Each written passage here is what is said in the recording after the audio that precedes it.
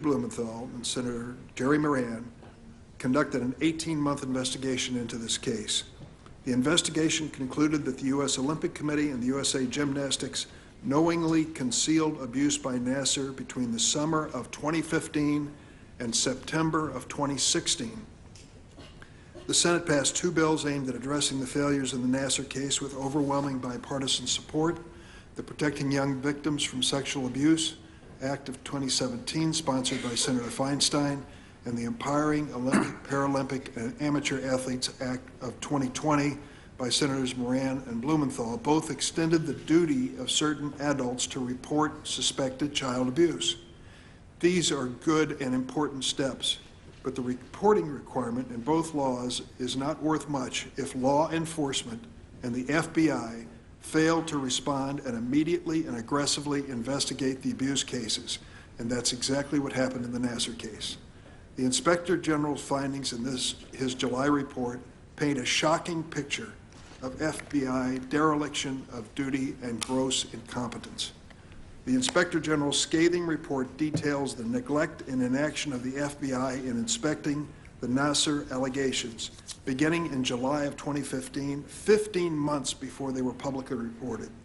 The facts revealed by the Inspector General exposed apathetic, incompetent, and unethical senior FBI officials. In the 15-month period that FBI officials shirked their responsibility, Nassar abused at least 70 young athletes. For many of them, this was a continuation, but for others, they were abused for the first time while the FBI sat on the case. The FBI waited weeks from the initial report to undertake any investigative activity. The FBI failed to timely interview key witnesses. The FBI failed to properly document witness statements and store evidence. The FBI failed to inform state and local authorities of Nassar's abuse when it believed the assault allegations likely did not fall within federal jurisdiction. One senior FBI official went so far as to seek a job with USA Gymnastics CEO at the same time he was overseeing the FBI's failed investigative effort. And then, to add insult to injury, the FBI supervisors doctored the paperwork, misled the media, and lied to the Inspector General in an effort to conceal their dereliction of duty. Some may be tempted to minimize this misconduct as a fault of a few bad apples. Make no mistake, egregious failures like this one do not arise out of nowhere. They are enabled by systematic organizational failures of training, supervision, hiring, and promotion. I'm committed to pursuing legislation to hold abusers accountable and provide justice to survivors. I know many of my colleagues feel exactly the same. Today, our focus is on the FBI. How did it fail so badly when it came to Larry Nassar's victims? What are FBI leaders today doing to ensure that this never happens again? Today, we are fortunate to hear from 4 outstanding witnesses who survived Larry Nassar's abuse. They and the hundreds of athletes who also suffered at the hands of Nassar deserve much better from everyone, including the FBI. We'll also hear from the Inspector General and the FBI Director, who owe these young women and this committee an explanation of what the FBI is doing to ensure that this never happens again. And I'll add that I am disappointed. We asked the Justice Department to testify about their decision not to prosecute the 2 FBI officials who made false statements to the IG.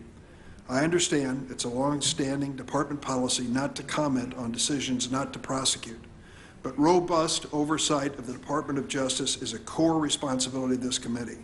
I'm committed to ensuring that committee members have an opportunity to question the Department of Justice about this issue at an oversight hearing in the fall. The FBI's handling of the Nassar case is a stain on the Bureau.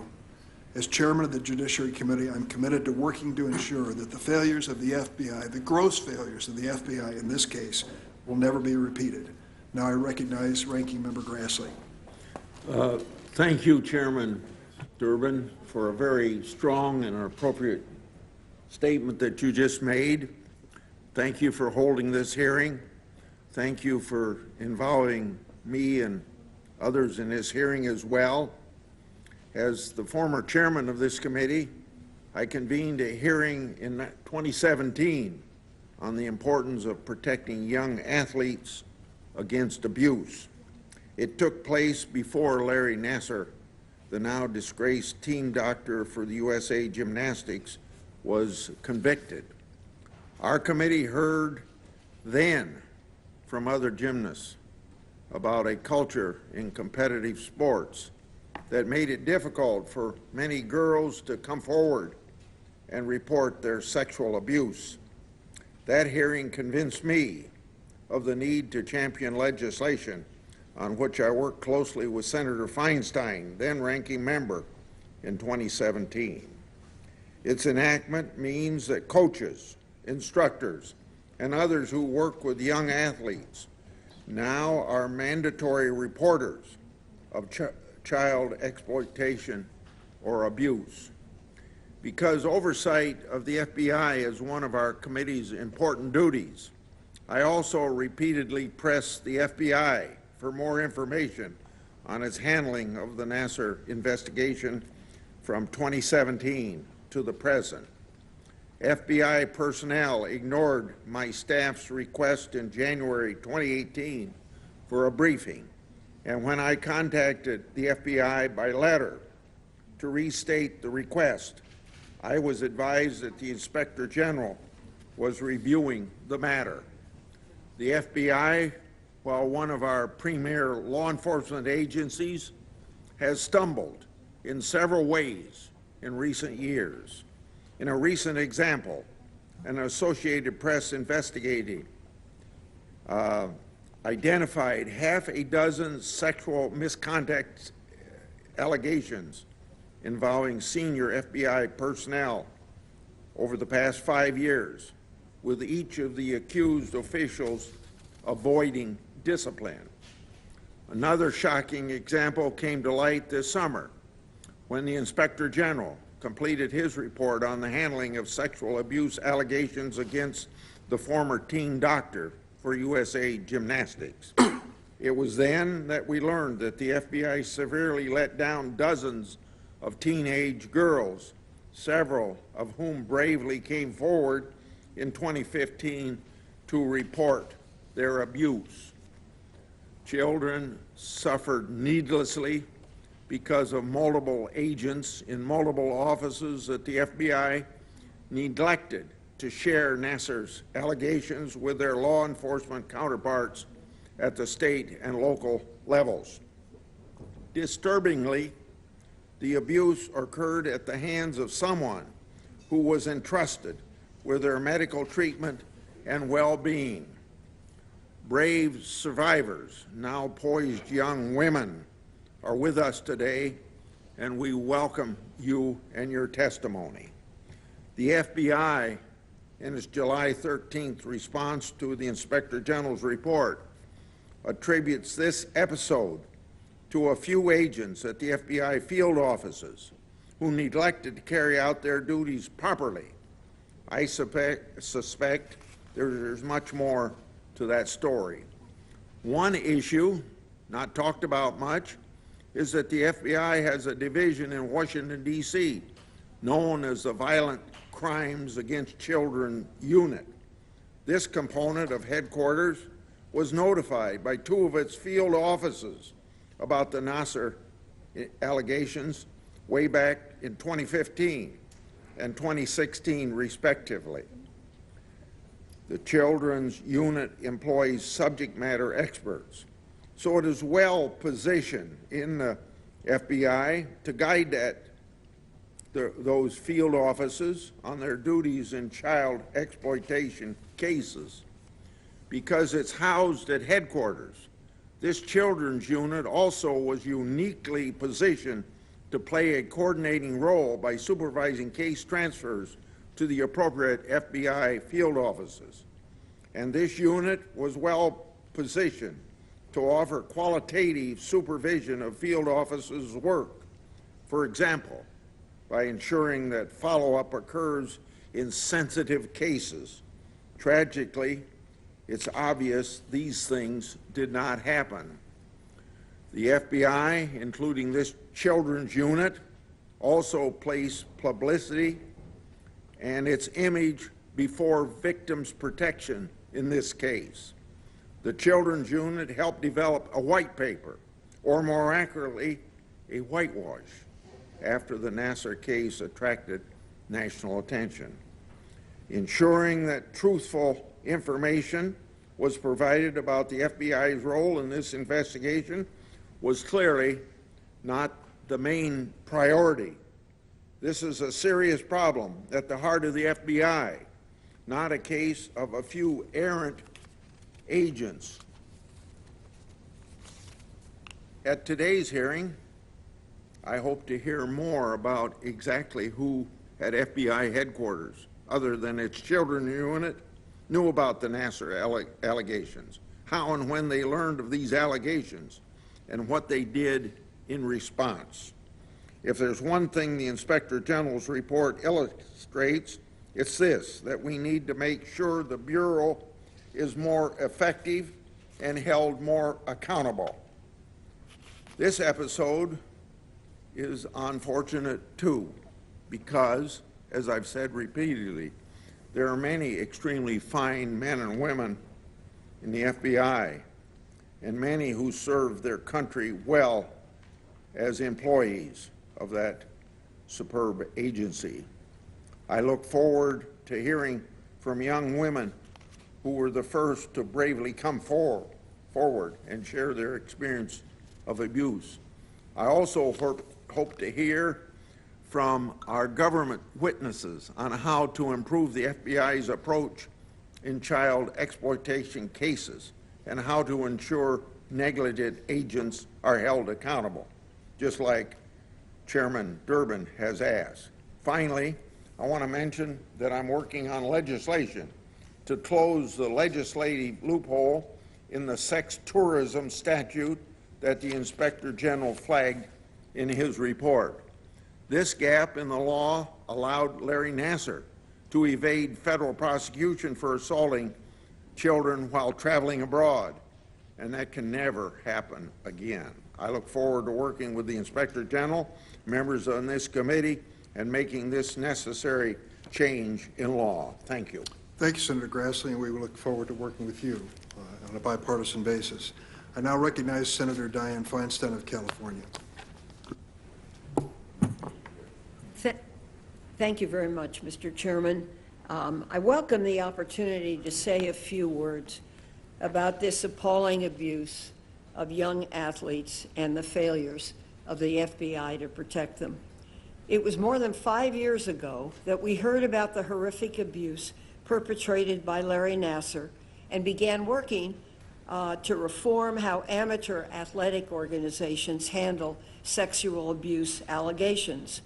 I have met several times with some of our witnesses, I believe 2 are here today, and other athletes who have been harmed by the conduct that we're all here today to discuss.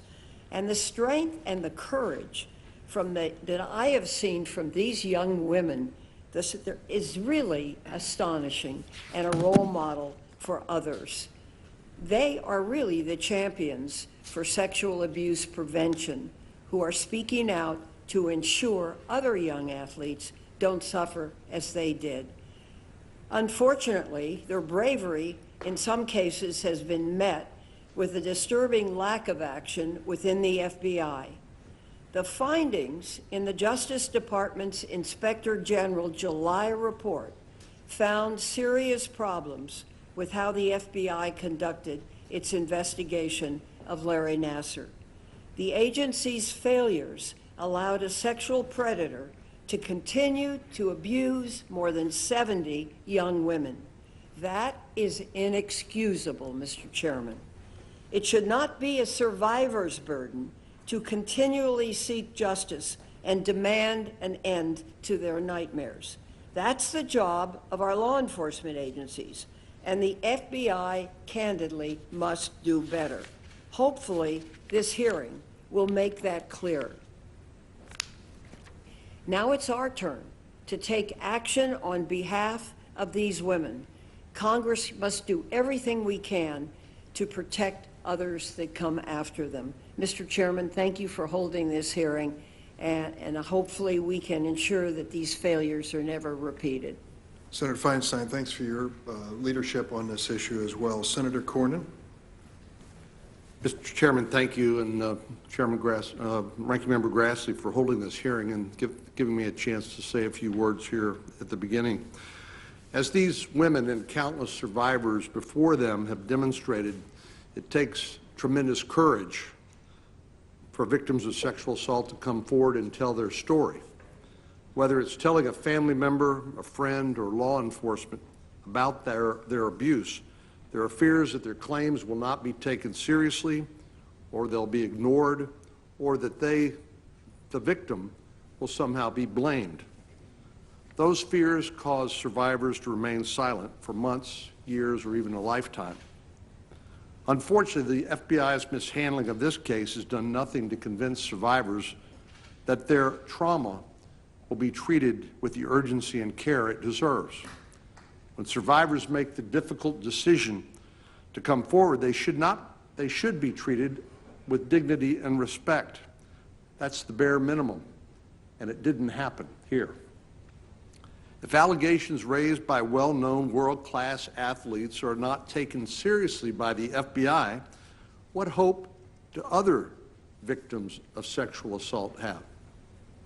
If this monster was able to continue harming these women and girls after his victims first went to the FBI, how many other abusers have escaped justice? Again, if the FBI did so little in the investigation involving world-class athletes, what hope can an average American have? What faith can they have in the system? I wrote a letter to Inspector General Horowitz last summer urging him to release his report, which back then was overdue, so we could begin to answer some of these questions. I'm disappointed it took more than a year after that letter was sent for the report to be finally released, and it's fair to say that his report has left us with many questions. There were obviously catastrophic failures at multiple levels of law enforcement which resulted in direct harm of these young women. The FBI had two separate opportunities to do its job, and it failed. In fact, it was the University Police Department that finally did a real investigation, one that finally brought Nassar to justice. I've always believed that the FBI should be the gold standard for law enforcement, and I believe that by and large it is. But instead, in examples like this, we see failure of ethics, failure of competence, and dishonesty. I'm eager to ask Inspector General Horowitz, and Director Wray about the grave missteps made by the FBI, and more importantly, to understand the changes they will be implementing to make sure that nothing like this ever happens again. We must demand real change and real accountability, and will not be satisfied by platitudes and vague promises about improved performance. This nation must be a place where, when victims speak, they are not ignored. And it must be a place where those who commit crimes like Larry Nassar are prosecuted to the fullest extent of the law. And the FBI must demonstrate, as they have not attempted to do before, that they understand their failures, they will learn from them, and do better. And Mr. Chairman, I would just want to recognize the leadership of Senator Moran, who will be testifying here, and Senator Blumenthal on the part of the Commerce Committee in spearheading a lot of this investigation, urging us all to this point where we are today. Thank you. Thanks, Senator Cornyn, and I'll echo that. The next person to speak will be Senator Richard Blumenthal, who on our side of the aisle has been a real leader on the issue, together with his partner in this effort, Senator Jerry Moran, who will testify just briefly afterwards. Senator Blumenthal, please proceed. Thank you, Chairman Durbin, and my gratitude to you for holding this profoundly significant hearing, and to Senator Moran, my partner, who has worked tirelessly with me on this issue and been a great partner in our common effort. But most important, I really want to thank the athletes and survivors who are here. You have truly inspired us. I will never forget the moment that we stood in the Kennedy caucus room. There were 40 or more of you. And you told us that you had been failed repeatedly by institutions that were supposed to protect you. And you called on us to keep our word. Today's hearing is another step in our keeping the promise that we made to you then, that we would work to hold accountable the institutions that failed you and to reform them and make sure that this kind of wrongdoing, more than wrongdoing, heinous, hideous abuse never happens again. We have investigated and produced a report. We've asked the Inspector General to investigate as well, and he has produced a report. And let me just come right to the reason we're here today. It's not only that the FBI failed to do its job systematically and repeatedly, it is also the cover-up that occurred afterward, when FBI agents made material false statements and deceptive omissions referred by the Inspector General for criminal prosecution. Those referrals were declined without explanation, without any public explanation at all. My hope is that the Department of Justice, which was invited today and has declined to appear, will match your courage by explaining why those lies by FBI agents did not lead to criminal prosecution and accountability. And even days before this hearing, there had been no action, even administratively. Only with this hearing staring the FBI in the face did they fire one of those FBI agents. There's no question, Larry Nassar was a monster, a horrific predator. He was not the only monster in gymnastics, and gymnastics was not the only sport that had monsters. Our report focused not only on the monsters, but the enablers, the institutions that failed you, the schools like Michigan State University, USA Gymnastics, the coaches and trainers. They all looked the other way when you came to them. And then the FBI looked the other way in July of 2015. They looked the other way and did nothing until late 2016, almost 18 months later. And in that time period, dozens of young women lay before Larry Nassar, and he did with them what he wanted, with trauma and terror that will last a lifetime. That pain was preventable. It was needless. The FBI's failure to act had real human consequences. And that will be forever a stain on the FBI's reputation. But even more so, the cover-up that occurred afterward. Because when those agents came under scrutiny, they actually manufactured statements. They lied about what survivors told them. The ultimate abuse of authority. There is nothing we can do to reverse the pain and grief that Larry Nassar caused you, but we can take action against the law enforcers who became enablers. Those institutions became enablers, and so did the FBI. And so I call on the Department of Justice to come forward. They declined to do so today. Senator Feinstein and I specifically wrote them and urged them to be here. They owe the American people and you an explanation. And I call on the Department of Justice to pursue action, not just administrative action, but criminal prosecution where appropriate. This day is a hard one, probably a little bit scary for you, but also hard for all of us who have valued and respected the work of the FBI. The FBI has admitted, and I quote, "The actions and inactions of the FBI employees described in the OIG report are inexcusable and a discredit to this organization." End quote. I agree, but it isn't just those 2 FBI employees who are to blame. This failure was systematic.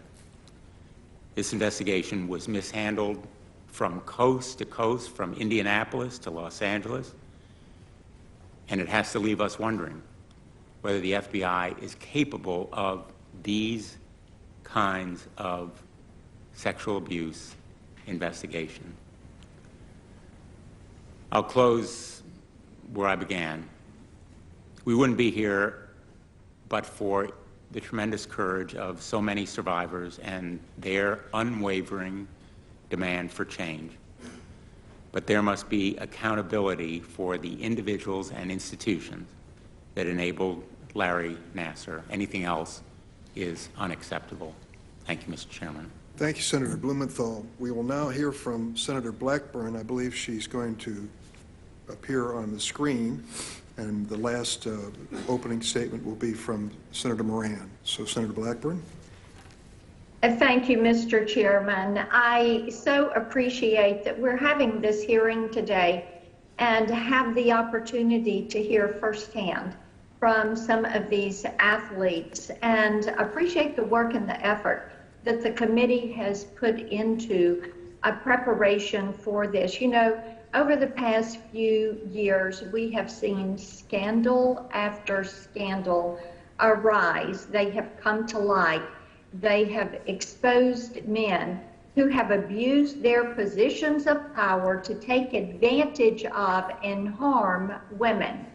These stories of abuse continue to be shocking every time that we hear them. And as a woman, we are inclined to listen more closely, to believe these stories, because we have seen this type behavior before. It is really hard to imagine a scandal, however, that comes as close to the depravity of Larry Nassar. The young athletes who are with us today trusted him, and he abused that trust, not once, but repeatedly. In the years since, Larry Nassar's evil has been outshone by the courage of these young women who have given strength to so many to go after what happened in these crimes. Many of these brave young women should be saluted, every one of them saluted, for the positions that they have taken to stand up, to tell their stories, and to go after justice for themselves and for fellow athletes. Now, as we have heard others of my colleagues say, it is shameful that the FBI was very slow to respond. It is shameful that the FBI, who is charged with investigating these horrific crimes and abuse, grossly failed to fulfill this duty. They sat idly by. They turned a blind eye. And Mr. Chairman, I think one of the things that we all want to hear is, why did they discount? Why did they devalue what they were hearing from these athletes? From the time this arose to them until action was taken by the university, by local police, and there was a dismissal of Larry Nassar, there were 70 more victims. And I will add, those are the victims that we know about, that have come to light. Every single person in authority who turned a blind eye to these young athletes' allegations is complicit in Nassar's crimes, and each one of them should be considered a predator. We cannot save future generations of women and girls from this kind of horrific abuse if we continue to settle for diplomatic resolutions. We owe it to these young women and to girls and women everywhere to figure out why their government failed them, why these institutions did not listen to them. And that process begins today. Thank you, Mr. Chairman. Thanks, Senator Blackburn. I'll ask as our final witness here, Senator Jerry Moran. Though he's not a member of this committee, he's been a real leader with Senator Blumenthal in oversight and legislation in response to this issue. Senator Moran. Chairman Durbin and Ranking Member Grassley, thank you for holding this hearing, most importantly, and thank you also for inviting me to speak before the committee today. I am grateful for your interest in this topic. I'd like to thank the survivors who will once again tell their stories. I express my respect for them today. Michaela Maroney, Maggie Nichols, Simone Biles, Raisman, as well as all the survivors who are also, other survivors who are also joining us today, Jessica Howard, Jamie Dancer, Kaylee Lorenz. On January the 25th, 2018, as chairman of the Senate Commerce Subcommittee with jurisdiction over the health and safety of amateur athletes, Senator Blumenthal, my ranking member, and I opened an investigation into how USA Gymnastics, the U.S. Olympic and Paralympic Committee, and Michigan State University allowed a monster to assault and abuse young women for decades. Early in our meeting with the survivors, one of them asked the question, and it has stuck with me since then.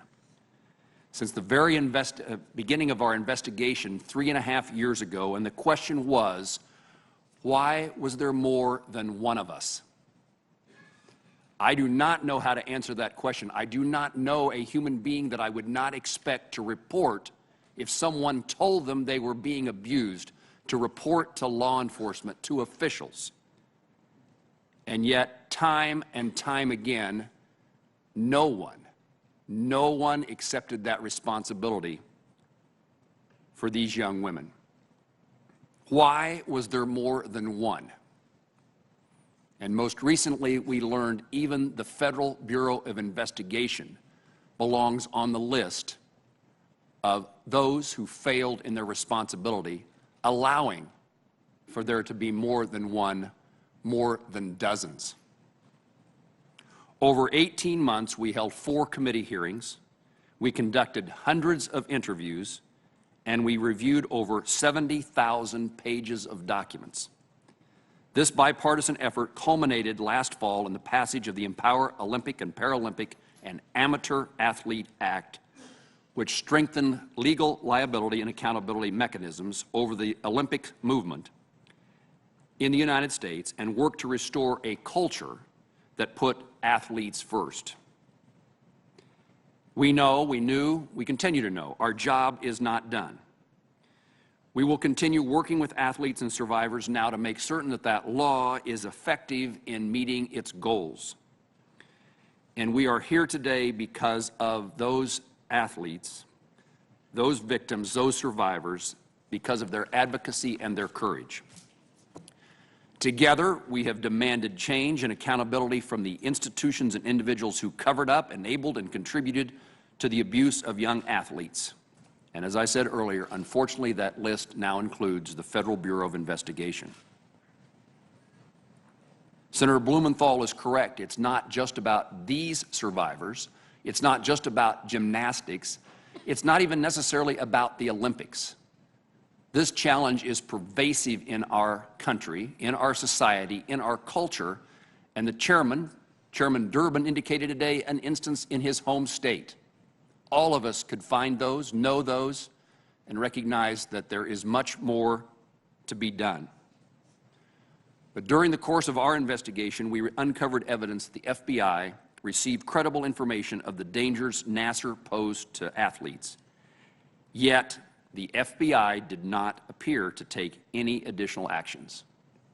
Furthermore, we learned that while the agents in Indianapolis claimed to have sent information they gathered to the appropriate offices in Michigan, it wasn't until evidence collected by local authorities that evidence was turned over to the FBI in Lansing, Michigan, and that officials in Michigan then learned of Nassar's abuse. Subsequently, the OIG report in July confirmed this misconduct. The OIG report confirmed our suspicions.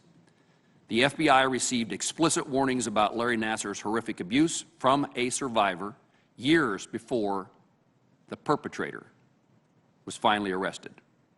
The FBI failed to protect our athletes. This inaction is appalling and, as we've all said, unacceptable.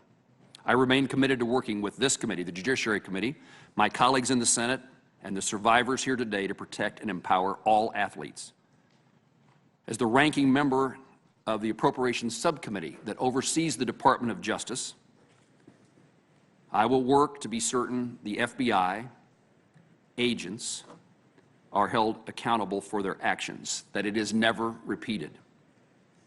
I look forward to working with you, Mr. Chairman, Mr. Ranking Member, in that regard, and I know Senator Sheen, the now chairperson of our Appropriations Subcommittee, would join us in that effort. Our goal should remain the same, to hold accountable those for these crimes and to make certain future generations can train, can compete, and can succeed without fear of abuse. I appreciate Inspector Horwitz and his report, his thoroughness. I thank Senator Blumenthal for his partnership in our subcommittees, 3.5 and now continuing efforts. And I particularly thank the Senate Judiciary Committee for allowing me to speak today. This is something we must not forget, and all of us need to be able to answer why was there more than one. Mr. Chairman, thank you. Thanks, Senator Moran, for your testimony and good work on this issue. We are now going to transition into the first panel, and I ask the staff to do their good work, and if you can just hold for a minute. Go ahead.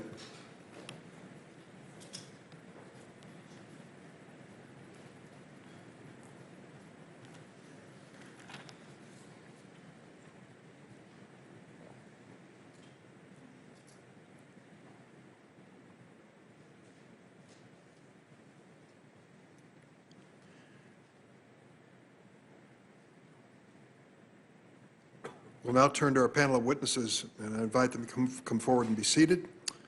Though they probably need no introduction, they're so well known across this nation, I do want to say a few words about some amazing young women who've come to speak to us today.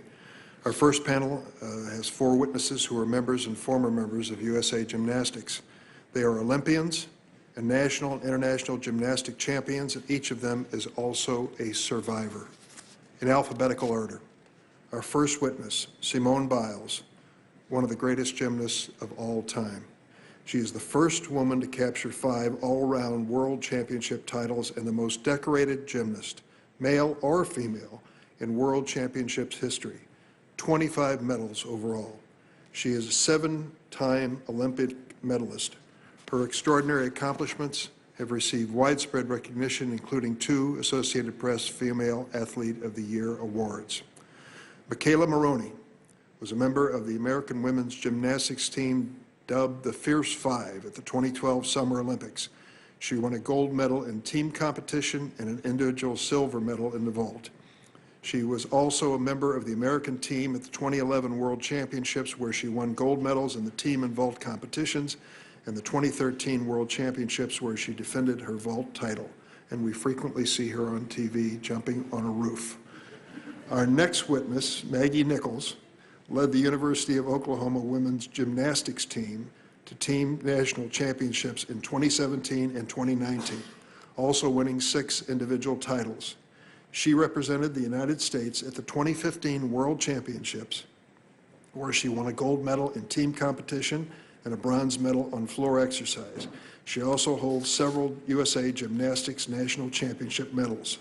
Finally, Raisman, one of the most accomplished American gymnasts of all time. two-time Olympian, team captain of the 2012 and 2016 women's gymnastics team, captured 6 Olympic and 4 World Championship medals, including an individual silver medal in the 2016 Olympic all-around and gold medals in team competition in 2012 and 2016. A leader on and off the floor, Raisman uses her platform to advocate for abuse prevention and education. I thank you each for being here. Let me lay out the mechanics of the rest of this hearing. After we swear in the witnesses on the first panel, which is the tradition of this committee, each witness will have 5 minutes to provide their opening statements. There will then be 1 round of questions in this extraordinary procedure. Each senator will have 1 minute of questioning. So please honor your allotted time to ask a question. Following that, we will switch to our second panel. We'll once again have 5-minute opening statements from the witnesses. After opening statements, we'll have another round of question. Each senator will have 5 minutes for a question. Could the witnesses please stand to be sworn in? If you'd raise your right hand, do you affirm that the testimony you're about to give before the committee will be the truth, the whole truth, and nothing but the truth, so help you God? Let the record show that the witnesses answered in the affirmative. Be seated. Ms. Biles, you're first, if you'd like to give your opening statement. Did I? Oh, it's on. Sorry. If you'll pull the microphone close to you, it works much better. Thank you for the opportunity to share my story with this committee and for bringing light to the crisis of abuse in amateur sports. Your commitment to ensuring the safety of gymnasts and all amateur athletes is appreciated, important, and necessary to ensure nothing like this ever happens again.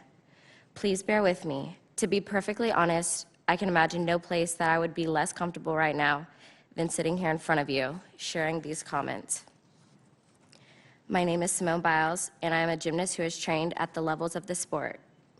As an elite gymnast, I have had the honor to represent the United States of America in multiple international competitions, including World Championships and the Olympic Games. Over the course of my gymnastics career, I have won 25 World Championship medals and 7 Olympic medals for Team USA. That record means so much to me, and I am proud of my representation of this nation through gymnastics. I am also a survivor of sexual abuse, and I believe without a doubt that the circumstances that led to my abuse and allowed it to continue are directly the result of the fact that the organizations created by Congress to oversee and protect me as an athlete, USA Gymnastics and the United States Olympic and Paralympic Committee failed to do their jobs. Nelson Mandela once said, there can be no keener revelation of a society's soul than the way in which it treats its children. It is the power of that statement that compels and empowers me to be here in front of you today. I don't want another young gymnast, Olympic athlete, or any individual to experience the horror that I and hundreds of others have endured before, during, and continuing to this day in the wake of the Larry Nassar abuse. To be clear, Take your time. To be clear, I blame Larry Nassar, and I also blame an entire system that enabled and perpetrated his abuse. USA Gymnastics and the United States Olympic and Paralympic Committee knew that I was abused by their official team doctor long before I was ever made aware of their knowledge. In May of 2015, Rhonda Fayen, the former head of USA Gymnastics women's program, was told by my friend and teammate, Maggie Nichols, that she suspected I, too, was a victim. I didn't understand the magnitude of what all was happening until the Indianapolis Star published its article in the fall of 2016, entitled, Former USA Gymnastics Doctor Accused of Abuse. Yet while I was a member of the 2016 U.S. Olympic team, neither USAG, USOPC, nor the FBI ever contacted me or my parents. While others had been informed and investigations were ongoing, I had been left to wonder why I was not told until after the Rio Games. This is the largest case of sexual abuse in the history of American sport. And although there has been a fully independent investigation of the FBI's handling of the case, neither USAG nor USOPC have ever been made the subject of the same level of scrutiny. These are the entities entrusted with the protection of our sport and our athletes, and yet it feels like questions of responsibility and organizational failures remain unanswered. As you pursue the answers to those questions, I ask that your work be guided by the same question that Rachel Denhollander and many others have asked: how much is a little girl worth? I sit before you today to raise my voice so that no little girl must endure what I, the athletes at this table, and the countless others who needlessly suffered under Nassar's guise of medical treatment, which we continue to endure today. We suffered and continue to suffer because no one at FBI, USAG, or the USOPC did what was necessary to protect us. We have been failed, and we deserve answers. Nassar is where he belongs, but those who enabled him deserve to be held accountable. If they are not, I am convinced that this will continue to happen to others across Olympic sports. In reviewing the OIG's report, it truly feels like the FBI turned a blind eye to us and went out of its way to help protect USAG and USOPC. A message needs to be sent. If you allow a predator to harm children, the consequences will be swift and severe. Enough is enough. I will close with one final thought. The scars of this horrific abuse continue to live with all of us. As the lone competitor in the recent Tokyo Games who was a survivor of this horror, I can assure you that the impacts of this man's abuse are not ever over or forgotten. The announcement in the spring of 2020 that the Tokyo Games were to be postponed for a year meant that I would be going to the gym, to training, to therapy, living daily among the reminders of this story for another 365 days. As I have stated in the past, one thing that helped me push each and every day was the goal of not allowing this crisis to be ignored. I worked incredibly hard to make sure that my presence could maintain a connection between the failures and the competition at Tokyo 2020. That has proven to be exceptionally difficult burden for me to carry, particularly when required to travel to Tokyo without the support of any of my family. I am a strong individual and I will persevere, but I never should have been left alone to suffer the abuse of Larry Nassar. And the only reason I did was because of the failures that lie at the heart of the abuse that you are now asked to investigate. Again, I appreciate the opportunity to share my thoughts with this committee today. I want to sincerely thank each of you for joining the survivors of this abuse to do what we all can to prevent anything like this from ever happening again. Thank you. Thank you, Ms. Biles. Ms. Maroney? You have to push the button on your microphone. Slide. Are we on? There we All go. right. Good morning. Thank you, Chairman Durbin, Ranking Member Grassley, and members of the Judiciary Committee for inviting me to speak today. As most of you are probably aware, I was molested by the U.S. Gymnastics national team and Olympic team doctor, Larry Nassar. And in actuality, he turned out to be more of a pedophile than he was a doctor. What I'm trying to bring to your attention today is something incredibly disturbing and illegal. After telling my entire story of abuse to the FBI in the summer of 2015, not only did the FBI not report my abuse, but when they eventually documented my report 17 months later, they made entirely false claims about what I said. After reading the Office of Inspector General's OIG report, I was shocked and deeply disappointed at this narrative they chose to fabricate. They chose to lie about what I said and protect a serial child molester rather than protect not only me, but countless others. My story is one in which Special Agent in Charge Jay Abbott and his subordinates did not want you to hear, and it's time that I tell you. In the summer of 2015, like I said, I was scheduled to speak to the FBI about my abuse with Larry Nassar over the phone. I was too sick to go meet with anyone in person, and talking about this abuse would give me PTSD for days. But I chose to speak about it to try and make a difference and protect others. I remember sitting on my bedroom floor for nearly 3 hours as I told them what happened to me. I hadn't even told my own mother about these facts, but I thought, as uncomfortable and as hard as it was to tell my story, I was going to make a difference, and hopefully protecting others from the same abuse. I answered all of their questions honestly and clearly, and I disclosed all of my molestations I had endured by Nassar to them in extreme detail. They told me to start from the beginning. I told them about the sport of gymnastics, how you make the national team, and how I came to meet Larry Nassar when I was 13 at a Texas camp. I told him that the first thing Larry Nassar ever said to me was to change into shorts with no underwear because that would make it easier for him to work on me. And within minutes, he had his fingers in my vagina. The FBI then immediately asked, "Did he insert his fingers into your rectum?" I said, "No, he never did." They asked if he used gloves. I said, "No, he never did." They asked if this treatment ever helped me. I said, "No, it never did." This treatment was 100% abuse and never gave me any relief. I then told the FBI about Tokyo, the day he gave me a sleeping pill for the plane ride, to then work on me later that night. That evening, I was naked, completely alone, with him on top of me, molesting me for hours. I told them I thought I was going to die that night because there was no way that he would let me go. But he did. I told them I walked the halls of Tokyo Hotel at 2 a.m. at only 15 years old. I began crying at the memory over the phone, and there was just dead silence. I was so shocked at the agent's silence and disregard for my trauma. After that minute of silence, he asked, "Is that all?" Those words in itself was one of the worst moments of this entire process for me.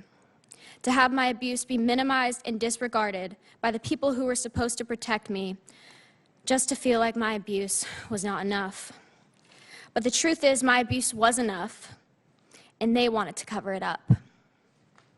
USA Gymnastics, in concert with the FBI and the Olympic Committee, were working together to conceal that Larry Nassar was a predator.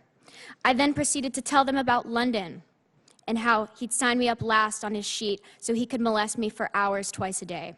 I told them how he molested me right before I won my team gold medal, how he gave me presents, bought me caramel macchiatos and bread when I was hungry. I even sent them screenshots of Nassar's last text to me, which was, "Michaela, I love how you see the world with rose-colored glasses. I hope you continue to do so." This was very clear cookie-cutter pedophilia and abuse. And this is important because I told the FBI all of this, and they chose to falsify my report and to not only minimize my abuse, but silence me yet again. I thought, given the severity of this situation, that they would act quickly for the sake of protecting other girls. But instead, it took them 14 months to report anything when Larry Nassar, in my opinion, should have been in jail that day. The FBI, USOC, and USAG sat idly by as dozens of girls and women continued to be molested by Larry Nassar. According to the OIG report, about 14 months after I disclosed my abuse to the FBI, nearly a year and a half later, the FBI agent who interviewed me in 2015 decided to write down my statement, a statement that the OIG report determined to be materially false. Let's be honest. By not taking immediate action from my report, they allowed a child molester to go free for more than a year. And this inaction directly allowed Nassar's abuse to continue. What is the point of reporting abuse if our own FBI agents are going to take it upon themselves to bury that report in a drawer? They had legal, legitimate evidence of child abuse and did nothing. If they're not going to protect me, I want to know, who are they trying to protect? What's even more upsetting to me is that we know that these FBI agents have committed an obvious crime. They falsified my statement. and that is illegal in itself. Yet no recourse has been taken against them. The Department of Justice refused to prosecute these individuals. Why? Deputy Attorney General Lisa Monaco couldn't even bring herself to be here today, and it is the Department of Justice's job to hold them accountable. I am tired of waiting for people to do the right thing, because my abuse was enough, and we deserve justice. These individuals clearly violated policies and were negligent in executing their duties, and in doing so, more girls were abused by Larry Nassar for over a year. To not indict these agents is a disservice to me and my teammates. It is a disservice to the system, which was built to protect all of us from abuse. It was a disservice to every victim who suffered needlessly at the hands of Larry Nassar after I spoke up. Why are public servants whose job is to protect getting away with this? This is not justice. Enough is enough. Today, I ask you all to hear my voice. I ask you, please do all that is in your power to ensure that these individuals are held responsible and accountable for ignoring my initial report, for lying about my initial report, and for covering up for a child molester. In closing, I would like to express my deep gratitude to the United States Senate, a very powerful institution that from the very beginning has fought for us rather than against us. Thank you, and I welcome any questions. Thank you, Ms. Maroney. Ms. Nichols? Chair Durbin, Ranking Member Grassley, and distinguished members of the Judiciary Committee, thank you for inviting me to speak to you today, and I want to personally thank you for your commitments to prioritizing athlete safety and holding accountable those responsible for athlete safety. I was named as Gymnast 2 in the Office of Inspector General's report and previously identified as Athlete A by USA Gymnastics. I want everyone to know that this did not happen to Gymnast 2 or to Athlete A. It happened to me, Maggie Nichols. I first started gymnastics when I was 3, and since I was a child, I always had a dream of competing for my country in the World Championships and Olympic Games. I was an elite-level gymnast by the age of 13, and by the time I was 14, I made the national team. I traveled internationally for 4 years, attending competitions, and in 2015 at the World Championships, representing our country, where I won a gold medal. My Olympic dreams ended in the summer of 2015 when my coach and I reported Larry Nassar's abuse to USAG leadership. I went on to compete at the University of Oklahoma, where I was named first-team All-American in the all-round and all 4 events and was an 8-time national champion. I reported my abuse to USA Gymnastics over 6 years ago, and still, my family and I received few answers and have even more questions about how this was allowed to occur and why dozens of other little girls and women at Michigan State had to be abused after I reported. In sacrificing my childhood for the chance to compete for the United States, I am haunted by the fact that even after I reported my abuse, so many women and girls had to suffer at the hands of Larry Nassar. USA Gymnastics and the United States Olympic and Paralympic Committee and the FBI have all betrayed me and those who were abused by Larry Nassar after I reported. The cover-up of my abuse and the FBI's failure to interview me for more than a year after my complaint are well documented in the OIG report. After I reported my abuse to USA Gymnastics, my family and I were told by their former president, Steve Penny, to keep quiet and not say anything that could hurt the FBI investigation. We now know there was no real FBI investigation occurring. While my complaints with the FBI, Larry Nassar continued to abuse women and girls. During this time, the FBI issued no search warrants and made no arrests. From the day I reported my molestation by Nassar, I was treated differently by USAG. Not only did the FBI fail to conduct a thorough investigation, but they also knew that USAG and the US OPC created a false narrative where Larry Nassar was allowed to retire, with his reputation intact and return to Michigan State University, thus allowing dozens of little girls to be molested.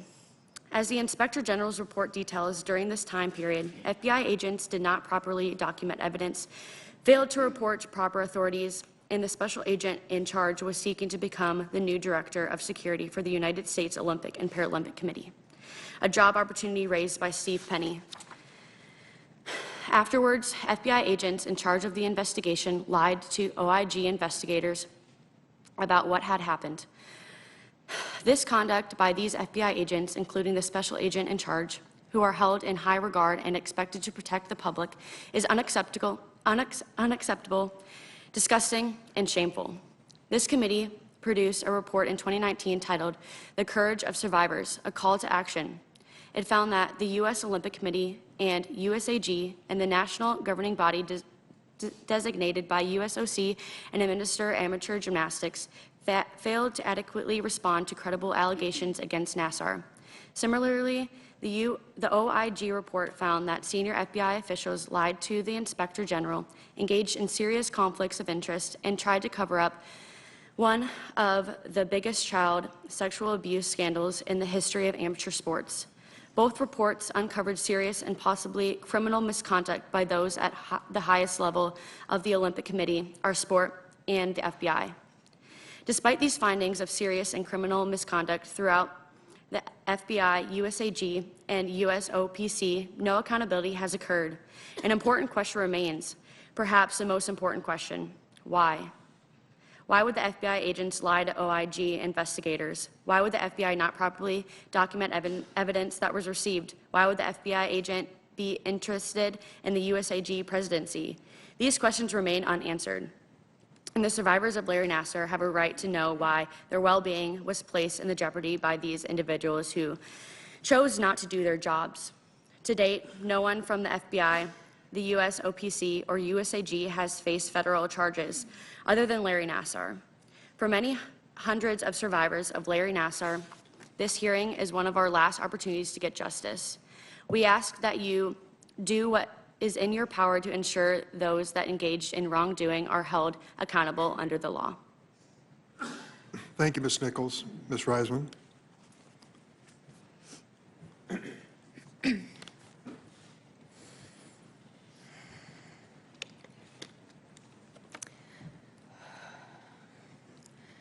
I want to begin by thanking the Judiciary Committee, including Chairman Durbin and Ranking Member Grassley, for their commitment to seeking the truth for the hundreds, if not thousands, who were systematically abused by Larry Nassar, and for this committee's diligence to demand accountability regarding federal law enforcement's misconduct.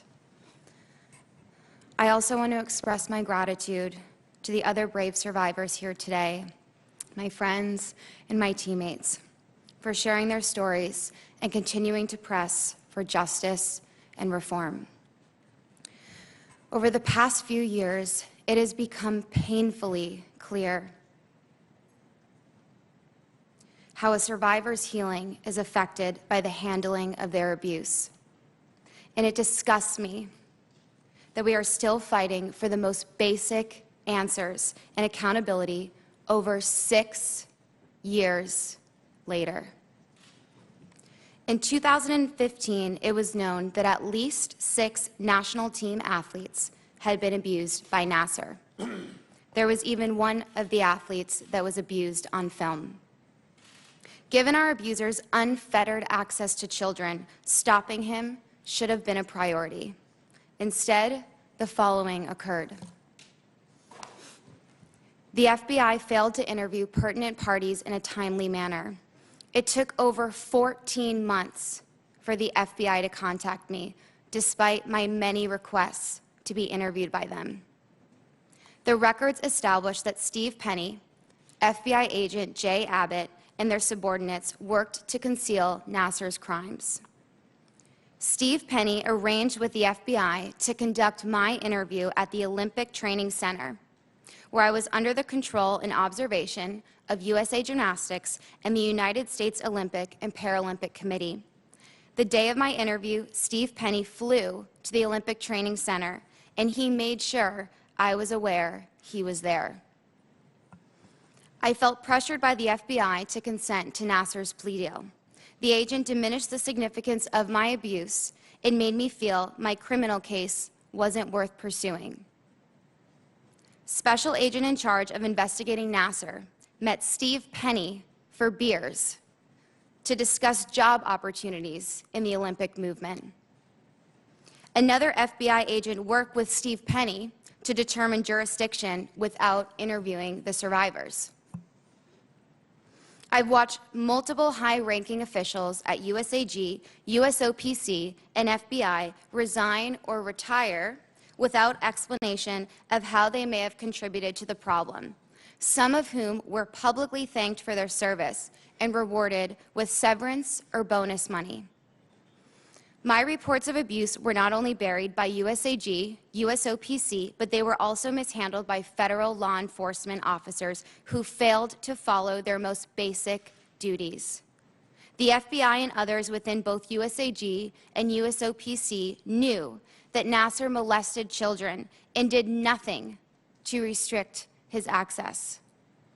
Steve Penny and any USAG employee could have walked a few steps to file a report with the Indiana Child Protective Services since they shared the same building. Instead, they quietly allowed Nassar to slip out the side door, knowingly allowing him to continue his work at MSU, Sparrow Hospital, a USAG club, and even run for school board. Nassar found more than 100 new victims to molest. It was like serving innocent children up to a pedophile on a silver platter. Why did none of these organizations warn anyone?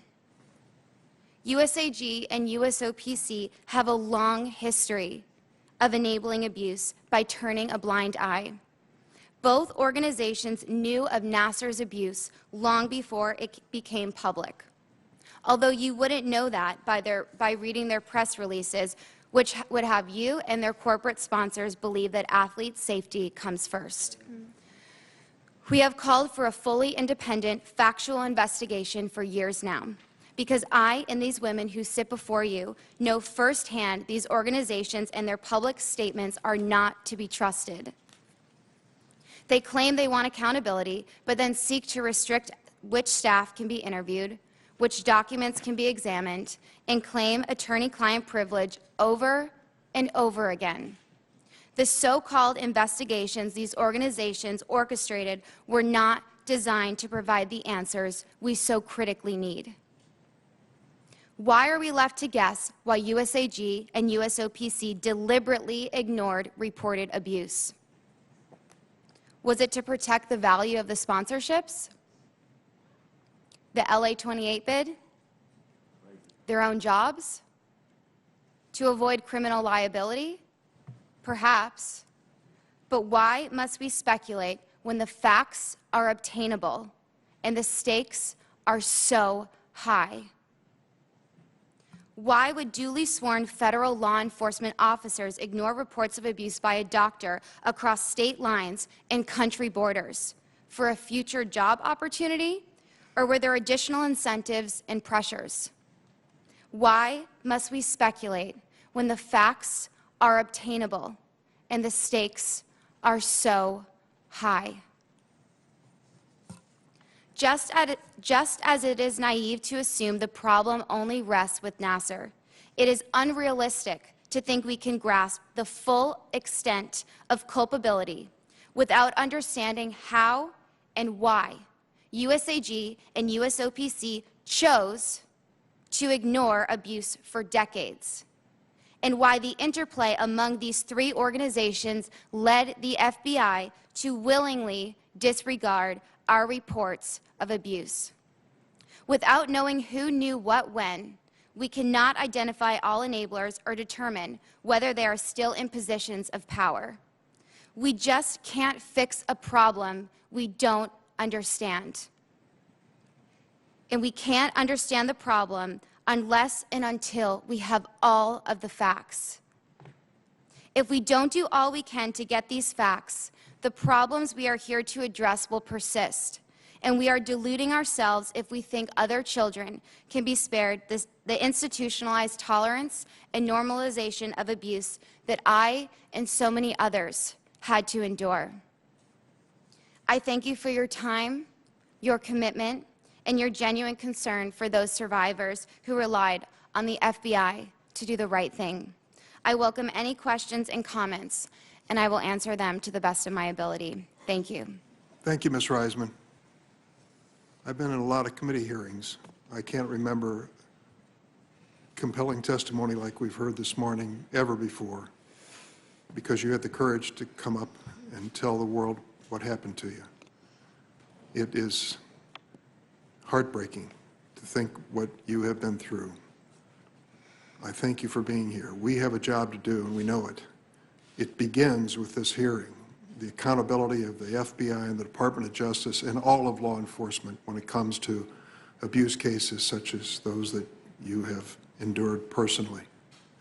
But there's an historic element here in that your audience includes young people like yourself who are victims and survivors themselves. I have 1 minute in question, and my question basically to the panel, anyone who cares to respond. What would you say to other young athletes who may be suffering in silence or wrestling with the decision about whether to speak out? Ms. Raisman?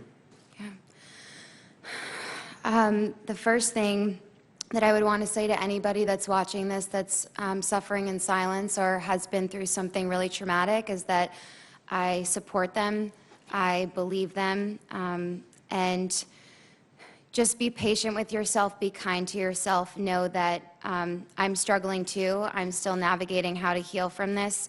And healing is a roller coaster. There are some days I feel better, some days I feel like I'm taking a bunch of steps backwards, and that's okay. We're all human, we're all doing the best that we can. But I would encourage whoever is out there that's listening to tell someone whenever they feel comfortable. And it's so important to have a good support system and a community around you. And if you're someone out there that doesn't have a good support system, that's okay. Sometimes it can take some time to find a good support system. So I encourage you to not give up until you find that support that you deserve. And just remember that I believe you, I support you, you are not alone, and I encourage you to ask for help. Anyone else on the panel?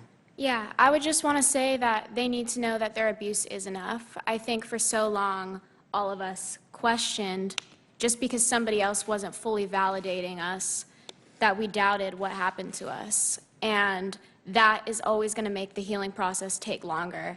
I think the second that I gave that to myself is when I really began to heal and when I really began to get my voice back. And that took a long time. And I think to reach out to other survivors and to speak to them and hear their stories is what continues to help me heal. And hearing all these girls speak is really what continues to make me want to be here today and help others. And you are. Thank you. Senator Grassley? Before I ask my first question in regard to something Ms. Raisman raised, we have not forgotten why these people haven't been prosecuted. So I want to put in the record a letter that I wrote the Attorney General on July 16th to request that the Justice Department revisit its decision not to prosecute the FBI employees who failed you, all of you, and a lot of you that aren't here as well. Without objection. Okay, thank you very much. First of all, it's not enough just to commend you for your bravery of speaking out, but by your speaking out, you're helping not only young women, but wherever there might be the abuse that you talk about. And it's very difficult, I'm sure, in this public setting for you to speak that, and we felt that from you speaking out about it. It's got to be a hard job, but thank you for coming forward. So I'm going to ask questions of any one of you or all of you. You decide how you want to respond to this, but I hope at least one person would speak up. What can you tell Congress and the government witnesses testifying here today about the additional steps, if any, that we should take to ensure that we better protect child athletes? And we heard from all of you about the agents and the FBI not doing its job or even lying to us. And you heard about a bill that I am proposing. But beyond those things, do you have anything you'd like to add that Congress should hear from you to protect child athletes? I think it's really important to look at the connection between the FBI, USA Gymnastics, and the United States Olympic and Paralympic Committee. And we cannot believe that there's a safer future for children unless we fully understand every single thing that happened. And USA Gymnastics does say that they've done investigations, but those were not completely independent, and the scope of the investigation matters. Nobody should be off limits. Nothing should be off limits. It should go back decades, and that has not been done, and it's been something that we've been asking for years and years. And so I personally would like to see all three organizations completely investigated, and the scope of it matters, because until we know all the facts, it's just guesswork. And I hope you guys feel the same way about, as I do, that if we're thinking about children going into gymnastics or sports, I don't want to be guessing that they're going to be okay. I want to know with 100% certainty that somebody that looked the other way for us isn't still in a position of power. And so I think the investigation is crucial, and until that, I don't have any faith that things will get better in the sport. Okay, if no one else wants to go beyond that, I'll go to my last question. I hope this isn't something so sensitive you don't feel you can talk about it, but do you have any thoughts or inputs to share about Safe Sport, the national nonprofit entity that has been tasked by Congress with handling allegations from amateur athletes?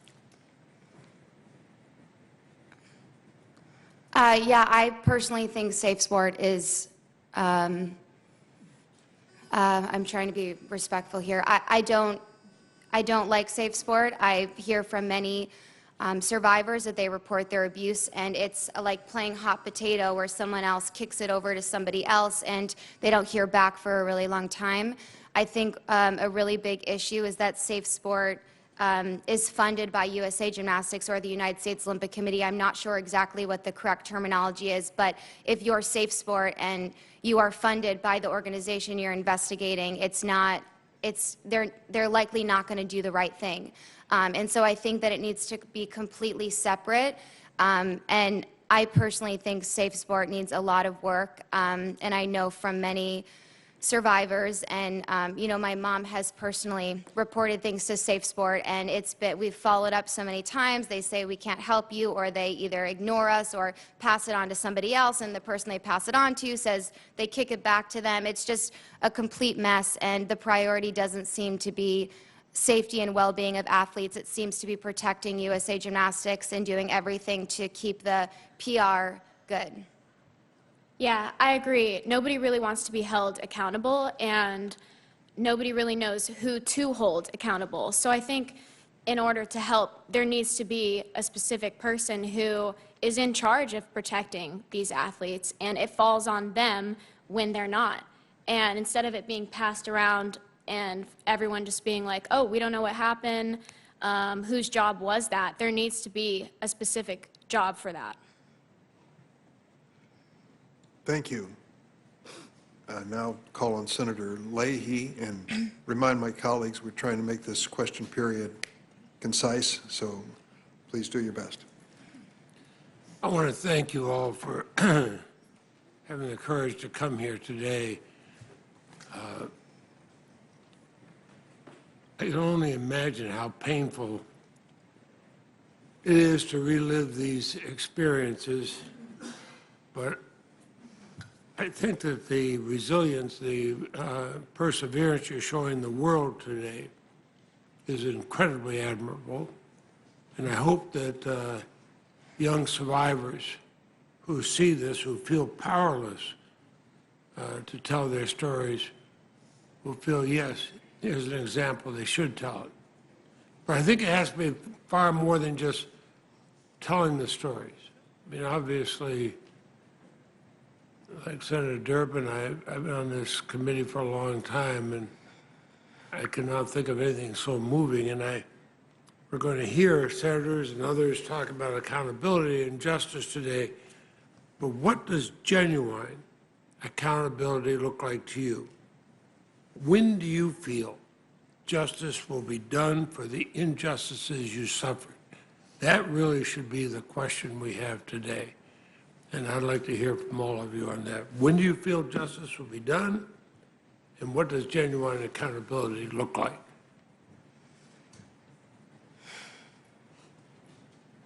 You want to try that one? Yeah, sure.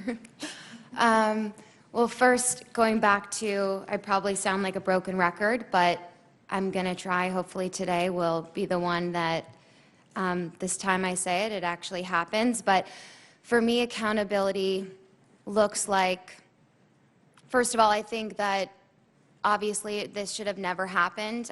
One time being abused is too many. One child being abused is too many.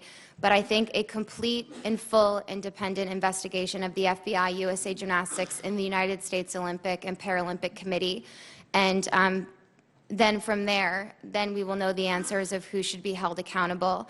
I also think that there needs to be, when we think about a new USA Gymnastics or a new United States Olympic and Paralympic Committee, survivors need to be in the room. They need to be able to be, they need to feel, we need to feel like we are not adversaries to USA Gymnastics, and we need to feel like our voices matter, that they care, that they want to actually be a part of the change that we so desperately want. I think that it's, I'm not trying to speak for them, but I imagine we all feel that it's just, it is crazy for me to try to wrap my head around. All we are asking for is that when a child goes into gymnastics or goes to school or does anything, that they can be spared abuse. And the fact that we've been treated like adversaries by so many organizations and our abuse has been diminished. We've been victim shamed online over and over again. We've been gaslit. We've been made to feel that we don't matter, and by these organizations, and I never want another child to feel that way again. And Michaela Maroney mentioned this. So often survivors already question themselves. They distrust how they feel. And that is something that I went through, and especially because the FBI made me feel like my abuse didn't count and it wasn't a big deal. And I remember sitting there with the FBI agent and him trying to convince me that it wasn't that bad. And it's taken me years of therapy to realize that my abuse was bad, that it does matter. And so I think it's really important to also have education and prevention in the sport as well. I don't see these organizations doing enough to have every single staff member, every single athlete, every single parent, guardian, every single person that walks into a gym, I believe, should be educated to prevent and recognize emotional, physical, sexual, mental abuse, everything in between, because if we don't have an investigation and we don't have education and prevention, then this problem and this nightmare is going to keep happening over and over again. Anybody else care to? Or should I assume you all agree with that, right? Yes. So do I. Thank you very, very much. Thanks, Senator Leahy. Senator Cornyn? Thank you, Mr. Chairman. I just want to say Oh, okay. That we Sorry, thank- just one more to add. We also want to see Excuse me. them at least be federally prosecuted to the fullest extent, because they need to be held accountable. Thank you. As a former prosecutor, I agree with that. Thank you. Senator Cornyn? Thank you, Mr. Chairman. I too want to thank these 4 survivors who are joining us today, and I want to tell you how much I respect and admire your courage and for sounding the alarm on a system that has abused and neglected you, but was supposed to protect you. Your stories are difficult for you to tell, I know, and but it's extraordinarily important for us to hear it, as hard as it is for you and for us to hear. Because I believe that your courage will inspire a generation of women to speak out against those who've abused them. And I want you to know, we all want you to know, we're very proud of your courage and the example that you set for other young women. And I sincerely hope that your courage in speaking out will be a step toward righting the wrongs that have led to these injustices, so we can ensure that these mistakes will never, ever be repeated. So thank you for shining a light on this issue. and for advocating for victims across the country. As you know, you are not alone, because too often those allegations are downplayed, slow-walked, or ignored. So now our job is to make sure that your sacrifices, your trauma, and your nightmare have not been in vain. Thank you. Thanks, Senator Cornyn. Senator Feinstein? Thank you, Mr. Chairman. And for me, this was a deja vu. I listened to these young women. I saw their courage. I saw their willingness to step forward. And I'm hopeful that we'll be able to take some action. I would like to present a letter that's sent to the Chief Executive Officer of the United States Center for Safe Sport, which has 8 specific things. This is on behalf of Senator Murray and myself. So if I may put that in. Without objection. And I really hope that no one ever goes through the horrors that you have experienced. And I hope that when, and I believe we will take action, that this is enough for you to put this behind you in your life, and that you can lead a life that it's just as full and happy as is possible, and that we do our job and see that we prevent this from ever happening again. So I just want to thank you so much. I've had the occasion to sit down with you, at least 2 of you, around my conference table and see the tears. And those days are now behind. And I'm convinced that this Senate will act. And I thank you so much, because you have played a big role, if and when we do, in making it happen. Thanks, Mr. Thanks, Senator Feinstein. Senator Cruz? Thank you, Mr. Chairman. I want to thank each of you for being here. Being here this morning was not easy. Each of you inspire millions across the globe.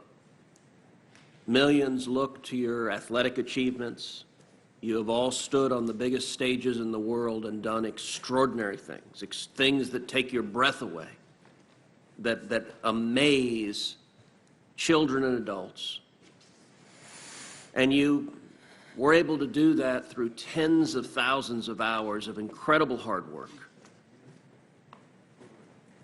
And yet that work pales compared to the courage it took to come here today and to tell your story publicly.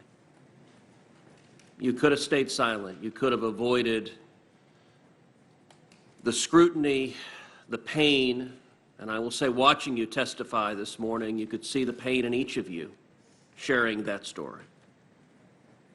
But that courage that you've demonstrated by going public, by reporting this abuse, by shining a light, that courage matters, and it's making a difference in the lives of others. The system failed you. What happened to you was grotesque, it was criminal, it was abusive, it was evil. I'm the father of 2 little girls who are both athletes, not at the level of each of you, but what you experience is every parent's nightmare. That when you entrust your child to coaches or doctors or trainers, you're trusting that your kids will be taken care of, not that they will be abused and targeted. And so I want to thank you. I want to thank you for calling out the abuse, calling out the system that failed you, and that system needs to change. That system needs to be held accountable so that this doesn't happen again. I want to thank you for the kids that won't face abuse because of your courage, and each of you, Allie, Maggie, Michaela, Simone, and I'll say, Simone, you're a Texan and a Houstonian. The entire state of Texas is immensely proud of you and proud of all of you. And I got to say, right now at home, there's a little girl or a little boy who's watching this. who may be facing their own personal hell, may be facing abuse, whether in sports and some other context, a monster who is doing unspeakable things to them. And that little girl, that little boy, I hope, sees your courage and realizes that she can come forward and say something too, that he can call out the person who's hurting them. So thank you for your courage. It makes an enormous difference. Thanks, Senator Cruz. Senator Whitehouse. Thank you, Chairman Durbin. I want to first thank our colleague, Senator Blumenthal, who has been so persistent in this for so long, and thank you and the ranking member, Senator Grassley, for holding this hearing. I want to compliment all of our witnesses for the stunning clarity and grace of your testimony here. Your quest for accountability is 100% justified, and thank you for pursuing it. We will endeavor to help you in that pursuit. It is astonishing and disturbing how many adults let you down and failed at one of the most basic responsibilities of adulthood, which is to look out for children, take care of them, behave properly, and hear and trust them. So I guess on behalf of adults everywhere, we owe you an apology. But what you've done today is impressive, and it will make a difference, and I'm grateful to you for stepping up the way you have. Thanks, Senator Whitehouse. Senator Hawley is on via WebEx, and you'll see him on the screen momentarily. I hope. Senator Hawley.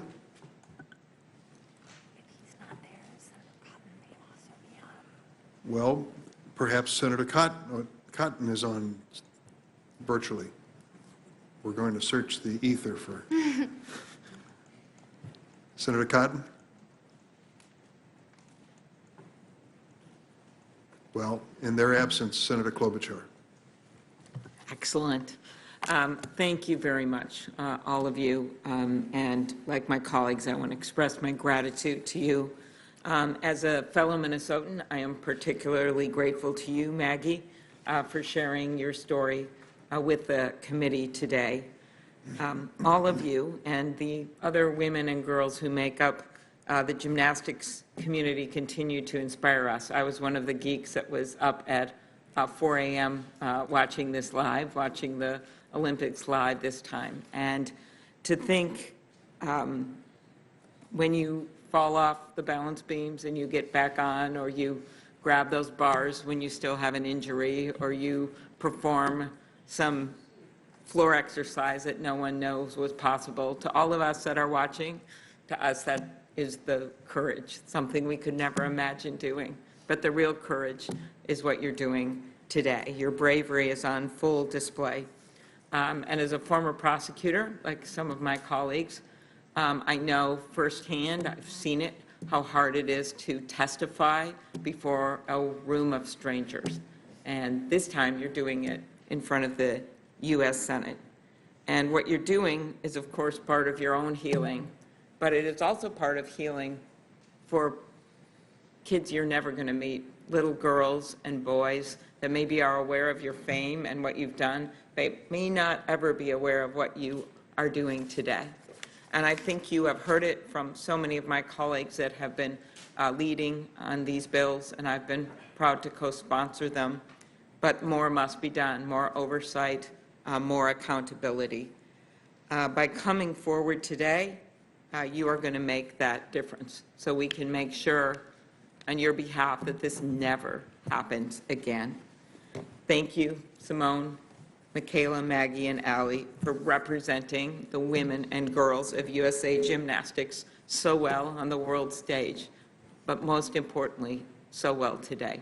Thank you. Thanks, Senator Klobuchar. We're going to try one more time with Senator Cotton. Are you with us? Yes, I'm here, Mr. Chairman. Please proceed. Thank you. I want to also take a moment to thank each of the witnesses who are appearing this morning The four of you have done remarkable things in your lives. You've been patriotic competitors, dedicated athletes, good role models, and you've represented the United States of America expertly on the global stage. But perhaps even more impressive is the courage that each of you has displayed in coming forward about the abuse you faced. And in doing so, you weren't just taking on one terrible abuser, but potentially facing down an entire system. This isn't the first time that we've had hearings on this issue. In 2017, 2018, for example, the Senate heard from others who had faced similar abuse, including Jordan Weaver, who was a teammate to several of you and is now the head coach of University of Arkansas Gymnastics, and of whom we're also extremely proud. Unfortunately, for too long, the system failed the very women that it was supposed to protect. The report by Inspector General Horowitz makes clear that there are individuals whose inaction, incompetence, and worse enable that system and who should be held accountable. So I look forward to hearing from Director Wray and the Inspector General about how that will be remedied. And I once again thank each of you for coming before the committee and sharing your stories today. Thank you, Senator Cotton. Senator Coons. Thank you, Chairman Durbin. Ranking Member Grassley, thank you for holding this hearing. Each of you are adults now. You are grown women. You've demonstrated your strength, your determination, your persistence in testifying here today. But as we all know, in terrible detail, you were victimized as young girls. And we have failed you. The United States Olympic Committee, USA Gymnastics, those in federal law enforcement who were responsible for taking your horrible testimony and translating it into prompt and decisive action to protect other children and to secure justice for you. Thank you for the courage it takes to testify and to insist on justice. Thank you to Senator Blumenthal and Senator Moran for your persistent and effective engagement in this. We will next turn to hearing the Director of the FBI and the Inspector General about what has been found by the Inspector General and what action will be taken next. I just want to briefly share with you one of the most concerning parts of what you shared with us today was about your initial interviews with the FBI. Where it was conducted, how it was conducted, that you were left alone as a teenage girl to have an interview by phone with an FBI agent who somehow suggested what you were testifying to wasn't horrific, or tried to persuade you that it wasn't that bad, or under a circumstance that made it clear to you that the person responsible for USA Gymnastics might be present and might have somehow compromised that interview. The whole way in which all of your interviews were conducted was just awful. Now, sadly, that's been the experience for millions of victims of child sexual abuse over decades in the United States. And the positive thing I just wanted to share with you today is that for years now, there has been a national network of child advocacy centers. There's one in each county in my state, which brings together trauma-informed child welfare professionals and law enforcement to make sure that victims are only interviewed once, that they're interviewed in appropriate settings, that they're interviewed in a way that respects and recognizes the trauma and the abuse they've suffered, and that ensures that your horrible experiences in terms of those initial interviews, and it's been compounded by your having to testify and speak again and again. We are working on that system. Senator Blunt and I will soon reintroduce a bill that will reauthorize this and double the funding for it. There's now a national network of 880 of these child advocacy centers all over the country. So I just wanted to share with you and with any victim of abuse or the families who know about their child's abuse who might be watching, that what happened to you should not and need not happen again. There are professional, trauma-informed, child welfare-centered opportunities around the country to seek justice. And Ms. Maroney, I can see what I've just said has particularly impacted you. Thank you, all four of you, for your courage, your persistence, and your demands for justice. Thank you. Thanks, Senator Coons. I believe Senator Blumenthal will be next. Thanks, Mr. Chairman. My thanks again. You are really heroes and stars and role models for many young men and women around the country. And your courage, obviously, is impressive to all of us on this committee, but so is your grace and daring, your athleticism, your grace and daring as people, and your determination not to be defined by the abuse that you suffered and to seek help, which should be also a model to others. A number of you have made reference to the therapy that you have sought, which also takes courage. But you have been involved in a sport that often involves injuries, physical injuries, and the abuse you suffered involves emotional injuries that you are seeking to treat as you would any physical injury. I would like to ask you, I know at least one of the athletes in the room was abused after July 2015. Let me just ask each of you, you can answer yes or no, whether you know of athletes that were abused by Larry Nassar after July 2015 during the 18-month period when the FBI did nothing. You can just say, yes, you do. If you want to tell me how many, if you know. If not, just yes or no. Ms. Biles? Yes. You can go ahead. Yeah, Kaylee Lorenz is here today, and she was abused after I spoke out. Yes. Yes, I've met many of them. And I also just want to be clear that in the time that I had reported my abuse to USA Gymnastics, I followed up many, many times. My mom would follow up for me a lot of the time because I'm sure, as you can imagine, it was so hard for me, but also I was so scared because of the positions of power. And we followed up so many times, and we were constantly told that they were working on it. The most important thing was to keep it confidential, not to tell anyone. They even told me not really to talk about it with Michaela Maroney, give her breathing room. And so I thought that it was being handled, and so I can't express to you when you're told by the president of USA Gymnastics at the time, Steve Penny, that they're handling it, they got it. I didn't know they were going to mishandle it and cover it up like they have. And when they're telling me they're talking to FBI and they should be reaching out soon, I unfortunately believed them. And I can't tell you how horrifying it is to meet young girls who look up to me, who watched me compete in the Olympics, and tell me that they went to see Nassar because of me and my teammates, because they wanted to see the Olympic doctor. And I guess in his office, Nassar's office, he had some photos of us. And so they went to see him because they thought it was so cool to have the same doctor as us. And so that's been one of the hardest and most devastating parts for me, is so many survivors suffer with guilt and shame. And so it takes everything I have to work on not taking the blame for that, because it's horrific. And it's horrible to meet them and to know that over 100 victims could have been spared the abuse if all we needed was one adult to do the right thing. Thank you. Thanks, Senator Blumenthal. Senator Hirono. Thank you, Mr. Chairman.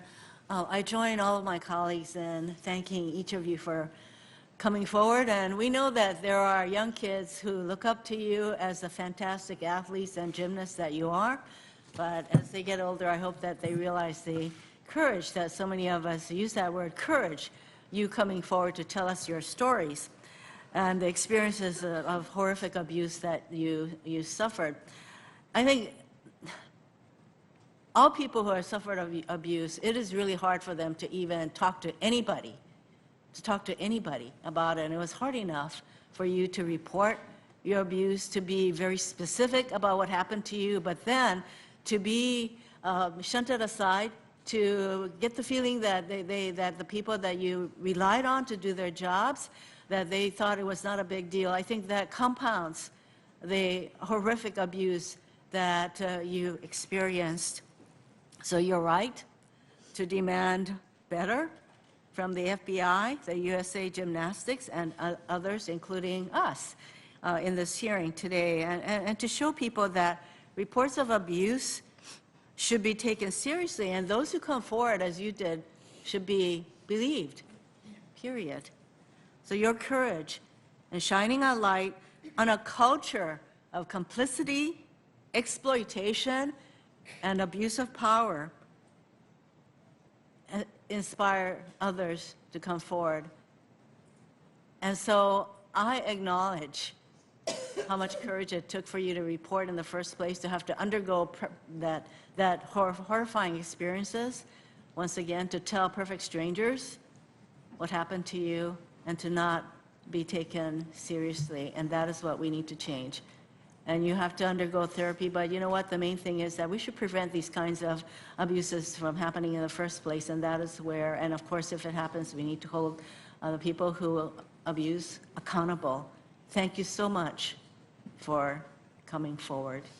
Thanks, Senator Rono. We probably have another 10 or 15 minutes, and I don't know if we need a break now or want to go straight through to the end. Anybody looking for a break?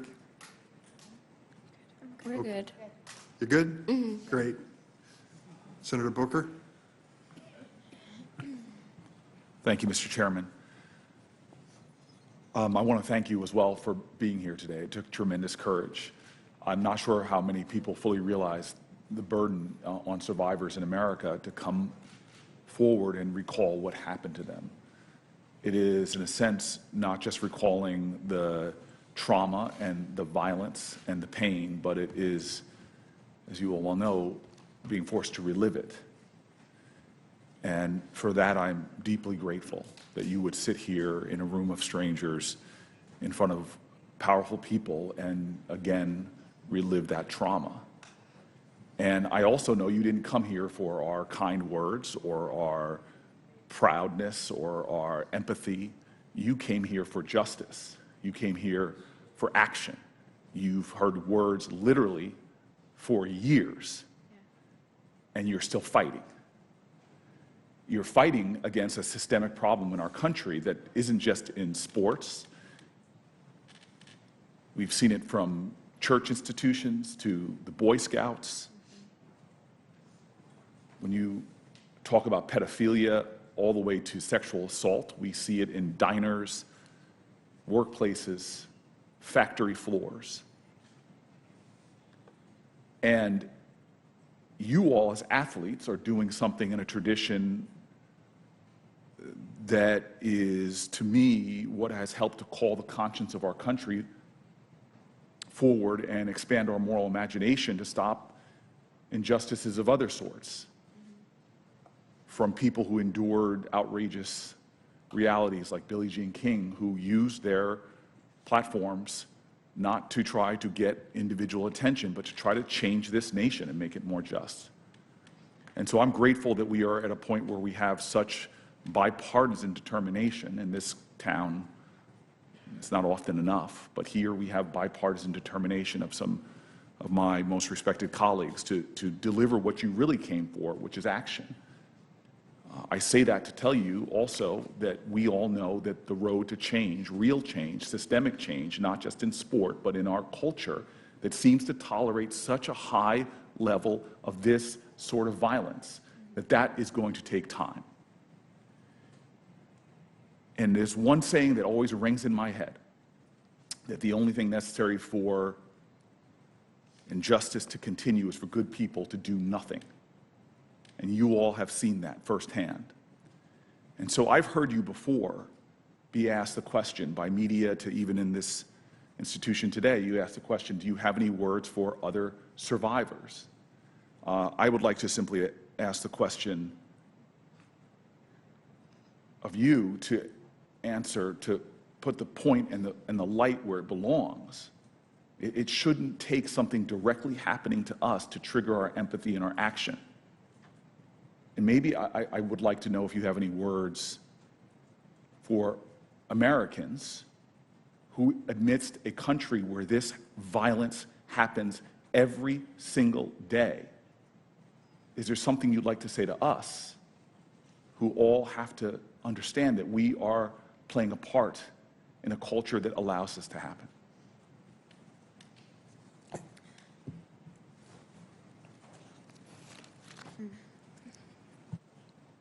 I would like to say that I personally don't think that people realize how much experiencing a type of abuse is not something that one just suffers in the moment. It carries on with them sometimes for the rest of their lives. For example, being here today is taking everything I have. My main concern is I hope I have the energy even to just walk out of here. I don't think people realize how much it affects us, how much the PTSD, how much the trauma impacts us, and for every survivor it's different. Healing looks different for every survivor. The aftermath looks very different. For me, just to paint a picture, I used to train some days 7 hours a day when I was training for the Olympics, and processing my abuse affected me so much, and it is still something I struggle with, that I can remember when I first shared my story publicly for a very, very long time. I didn't even have the energy to stand up in the shower. I would have to sit on the floor and wash my hair because standing up was too exhausting for me. I couldn't even go for a 10-minute walk outside. And this is someone I've competed in 2 Olympic Games. And there are times where I feel like I forget what I'm saying. I feel like my mind isn't working. I feel like I have no energy at all. I'm 27 years old, and my 80-year-old grandfather has more energy than I do. And I've often wondered, am I ever going to feel better? And it has affected my health. In the last couple of years, I've had to be taken in an ambulance because I pass out, and I'm so sick from just the trauma. And it might not even be after a hearing like this. It just hits me out of the blue. And so I think it's important for people to understand how much, even if we're not crying, how much we are all struggling and how much survivors are suffering. Because people often say, well, why did you just come forward now? Because it's terrifying to come forward, the fear of not being believed, but also because it affects us so much, and sometimes it's impossible just to say the words out loud. And so I just want people to know, and I'm sure for a lot of us, especially myself, like this might take me months to recover. And so I just wanted to make that clear, because I think it's important for people to start recognizing you may never know what someone else is going through, but for people who have been through trauma, it's really hard. And if someone's watching this that is feeling really tired, that is a survivor and doesn't know why they're having certain issues that are new, just know that that you're not alone, and I experienced the same thing, and hopefully in time we can feel better.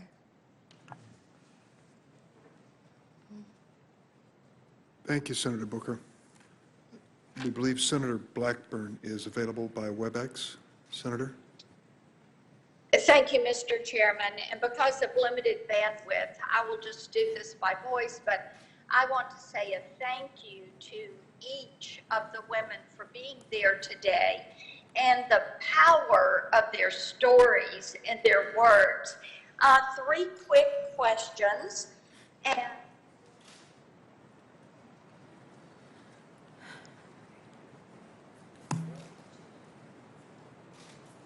Senator Blackburn, can you hear us? yes, I can hear you. We missed your 3 questions. Yes, 3 questions. Number 1, what are the reforms that you would like to see take place? Number 2, if you do not trust safe sport, then what we would like to know is who is a trustworthy Or is there an organization or an individual that has your trust to be the go-to? And the third thing, did the FBI ever offer you a female agent who could walk with you through this process? Thank you, Senator Blackburn. I'm going to let the panel respond to you, and we have two more witnesses, pardon me, two more members after you. Thank you. I never had a female agent alongside me, and I'm sorry that I'm not answering more questions. Like, after telling that story, I'm exhausted. Understood. Anyone else want to respond? There was a female agent in the room with me at the OTC in 2016, but most of it was fueled by men just asking questions. But I honestly didn't know what I was walking into. They just told me I had a meeting with the FBI, didn't tell me what it was about. I was just pulled in a random, it was kind of like a hotel room, and they just started asking questions.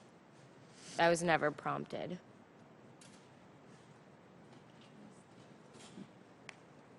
All right. Senator Padilla? I think I had a female agent in the room at the Olympic Training Center as well, but I'm not entirely sure. Okay. Well, I feel like we all had the same people. But if I recall, my direct communication was with a male FBI agent. Right. In the room. Okay. Senator Padilla. Good morning. I want to start by thanking Chairman Durbin and all those who have made this hearing possible, and to the panelists. Just thank you, thank you, thank you, thank you. I admire and respect each one of you for choosing to participate today, for sharing your testimony with us. Clearly today is not easy. And I recognize that you each had the option of respectfully declining the invitation to be here. But you didn't. And I hope that you understand that your presence here is not just so important to the members of this committee and to the Senate as a body, but also speaks volumes for the countless victims of abuse that are out there listening or watching or will listen or will watch. I appreciate the conversation about mental health that was prompted by the questions from Senator Booker. My wife is a very active mental health advocate, and so she has trained me well to be cognizant of those issues and ask important and timely questions as well. And Ms. Biles, I hope you might have heard about some of our amplification of your courage from the most recent Olympics to take care of yourself first. It took a lot. It took a lot at that moment. I'm just going to offer a few comments. I think that most of the questions that I would raise have been raised by my colleagues, but I do also want to make it clear that Mr. Nassar's criminal cases, while they've been closed, we cannot and will not ignore the missteps that enabled his rampant misconduct. The power structure that shielded him has no place in America, not today, not in our future. And if we're to achieve the highest ideals of our nation, right, we talk about fairness and equality so often, then we won't just ask why. We cannot give up until we get the answers as to why this man was allowed to use his position of power to abuse for so long. We won't just ask why. We commit to getting the answers to why the initial investigation into these matters was bungled. And lastly, we commit ourselves to building a justice system that holds powerful people, learning from this particular case, but holds other powerful people accountable for their actions. So again, my main message to you is just thank you through your participation and what we will learn and what we will do. We hope to better protect future generations. Thank you, Senator. Senator Ossoff. Thank you again to all of you for being here and being so direct with us and enduring this experience. Just want to assure you that I've listened and heard what you're demanding. And the burden shouldn't be on you to see that there is not impunity in this case. Personnel at the FBI, Jay Abbott and his subordinates, Steve Penny, USA Gymnastics, the U.S. Olympic and Paralympic committees. The burden is ours in the U.S. Senate to see that there is a full investigation, that there is personal accountability and institutional accountability for abuse, enablement of abuse, neglectful and improper law enforcement conduct, and I think compelling evidence of potential obstruction of justice and official corruption in this case as well. So thank you again for your testimony. I'll make sure that each of you and your families and representatives have contact information for me and for my office, and continue to work with my colleagues to ensure that justice is done. Thank you. Thank you, Senator Ossoff. Ms. Biles, Ms. Maroney, Ms. Nichols, Ms. Raisman, thanks for your testimony today. It was historic, and it'll make a difference in the lives of many people who are witnessing it.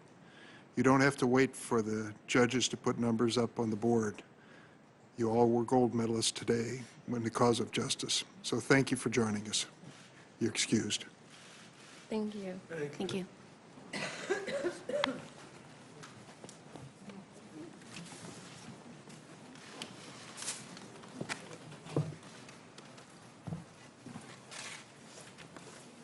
We're going to take a 10-minute break while we set up for the next panel.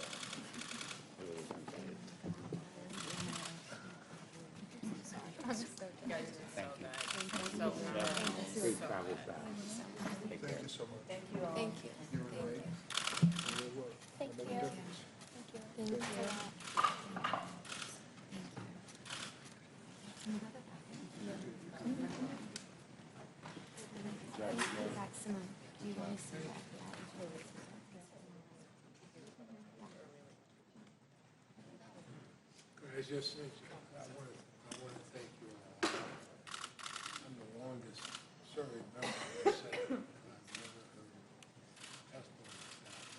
I'm also a former prosecutor. I was very young. A whole list of people I would prosecute on this. It couldn't have been easy for you. Thank you. And, you know, as I conclude, my granddaughters and I did never have to go through that. I hope we can use them, but they never would have. Thank you. And come to Vermont. Thank you so much. I just want to give each one of you a hug. Can I do that? Come on over here. You all were great, and we're going to get it done. That's the important thing. And so you've done something that's so special for everybody else.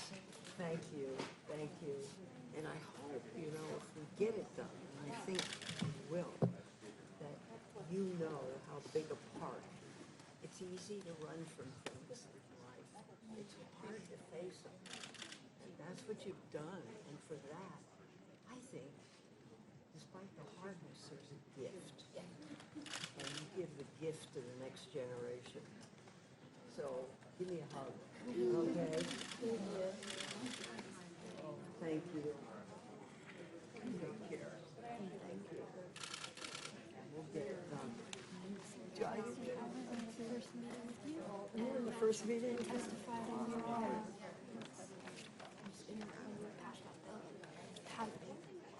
Pardon me? If it had not been for you, Well, thank none you. of us would be here, and we You know, men are strange. Sometimes this water just was about. Now the key is for us to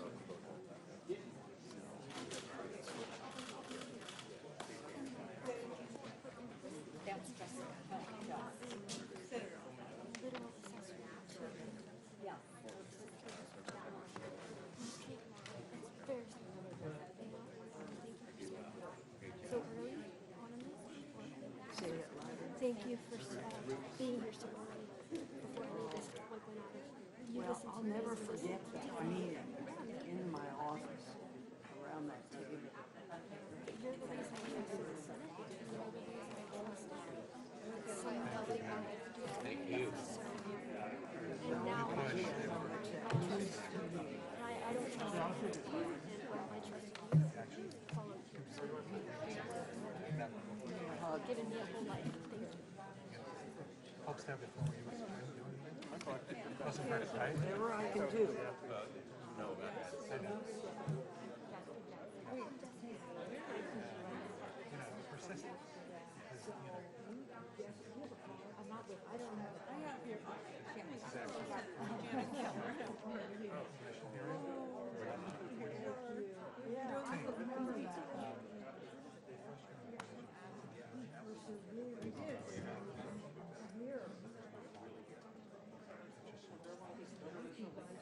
We're staying. This is where the golden budget, which you would send around to some president, despite all the obstacles. We can't push it. We're not going to. I obviously did not look at this. I barely worked for the third issue. I've never seen some C and others. I obviously have experience with new kind of oversight. That's obviously what the board is. So happy to inform them. You sit right back here. That's something I talk to state IGs, No, I know that. state auditors. Connecticut, I just saw you've got new IG coming in place in Connecticut. I was looking at that closely, at this kind of thing, setting it up the right ways. It's one reason I can do my job. Yeah, because the paintings have their secrets. Right. So don't. You're just always. Thank you. Yeah. They were never thrifty. That's perfect.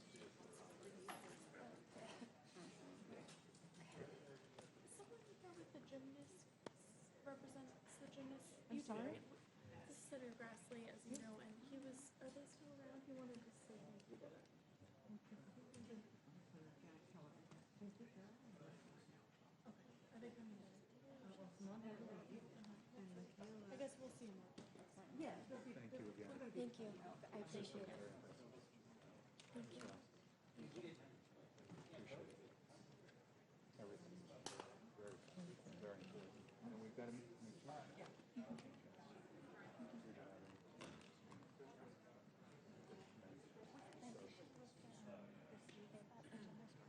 Well, we thought they would, but they didn't.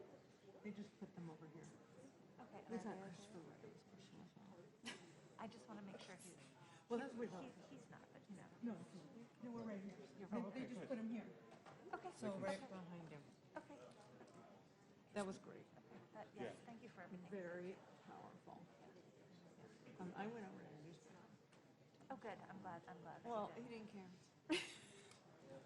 I'm glad that you did. I couldn't help it. Yeah. No longer break. It was very good. Should I just go back to my, Really, I'm okay doing that, go back? Okay, yeah, whatever's easiest for you. I mean, you can do that. Yeah.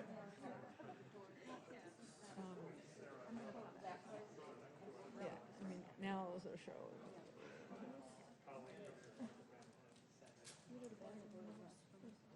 It's right there. What did you say?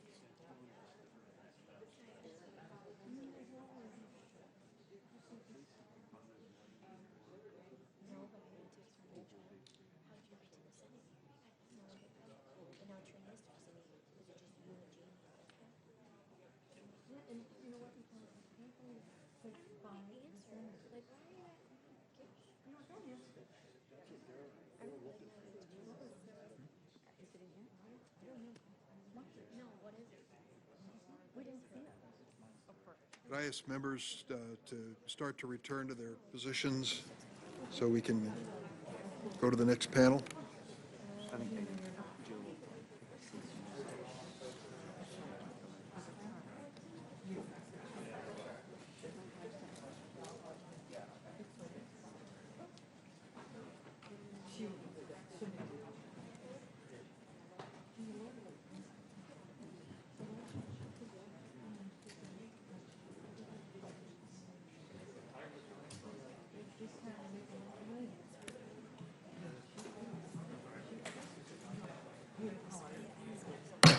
Committee hearing will now resume.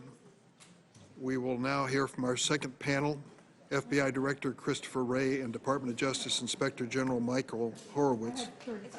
If they could come forward.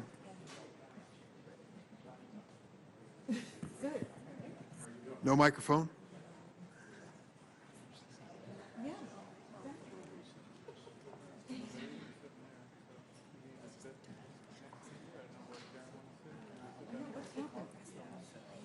I know.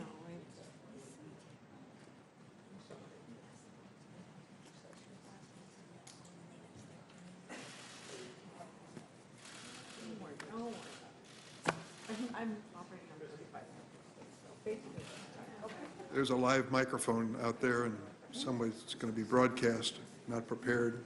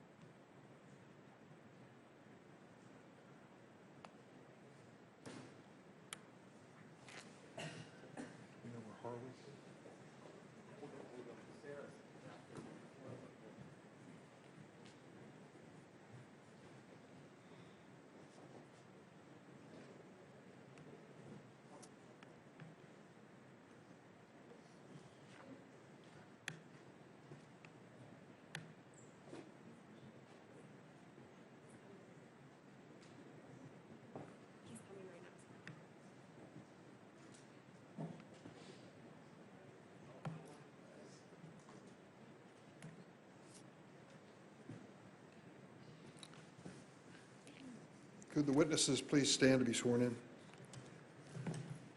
Please raise your right hand. Do you affirm the testimony you're about to give before the committee will be the truth, the whole truth, and nothing but the truth, so help you God?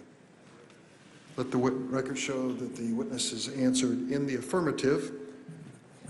And I believe, Director Wray, would you proceed with your opening statement, please?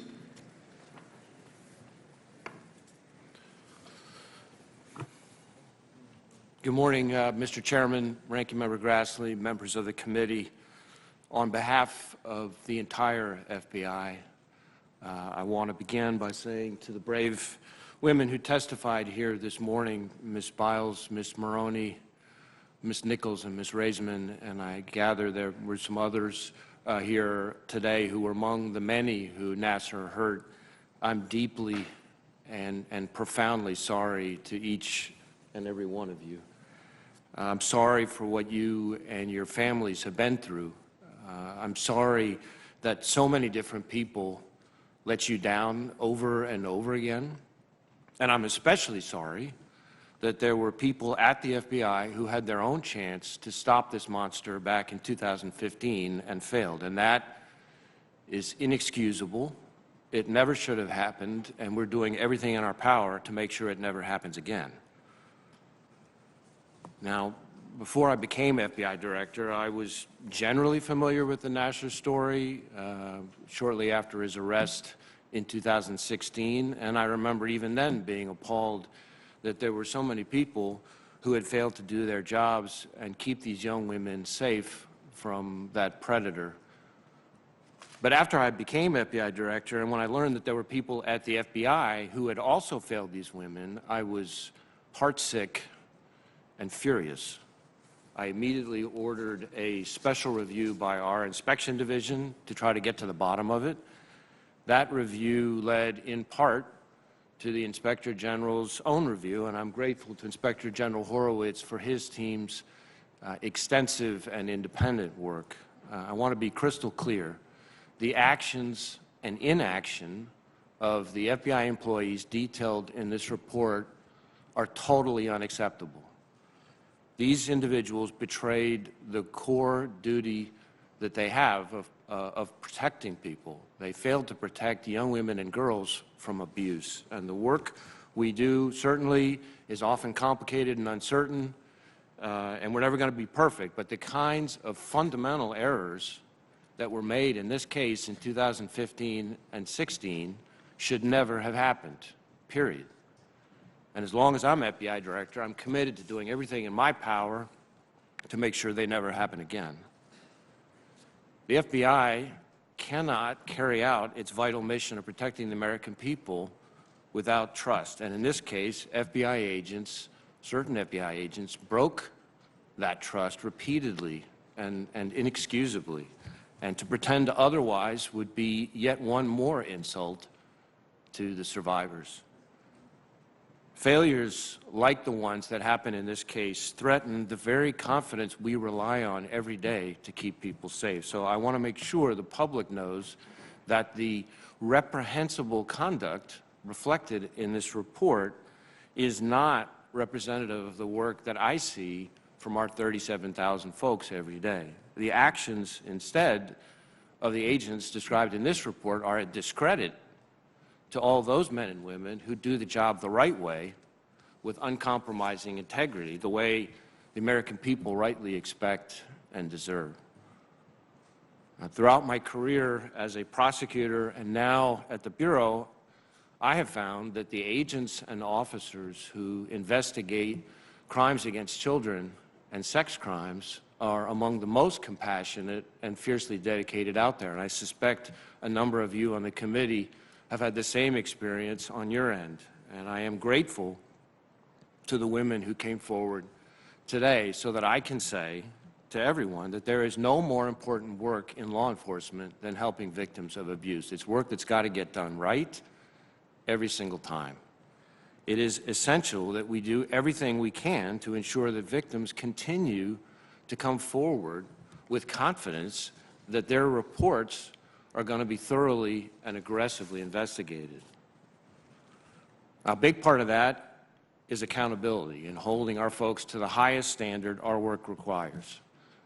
When I received the Inspector General's report and saw that the supervisory special agent in Indianapolis had failed to carry out even the most basic parts of the job, I immediately made sure he was no longer performing the functions of a special agent. And I can now tell you that that individual no longer works for the FBI in any capacity.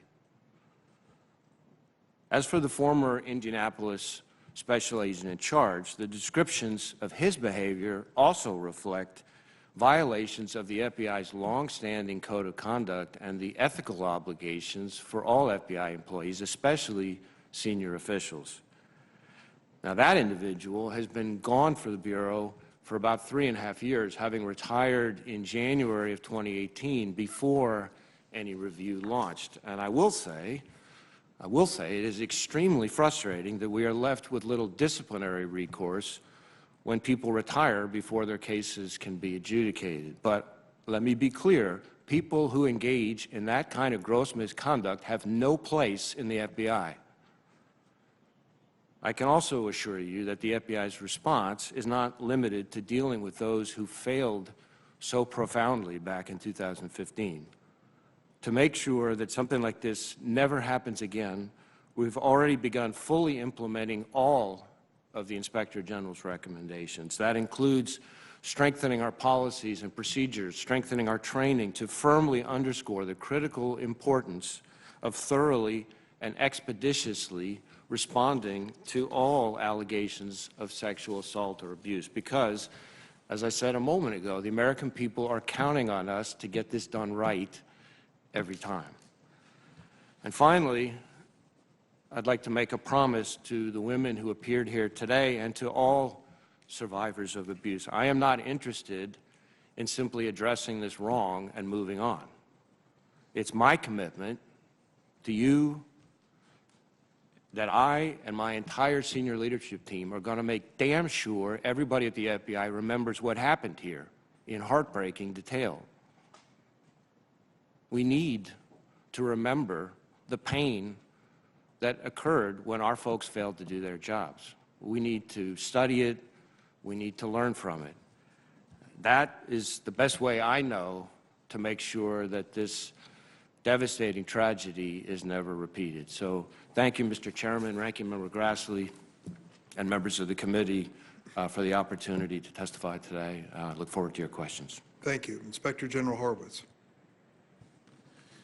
Thank you, Chairman Durbin, Ranking Member Grassley, members of the committee.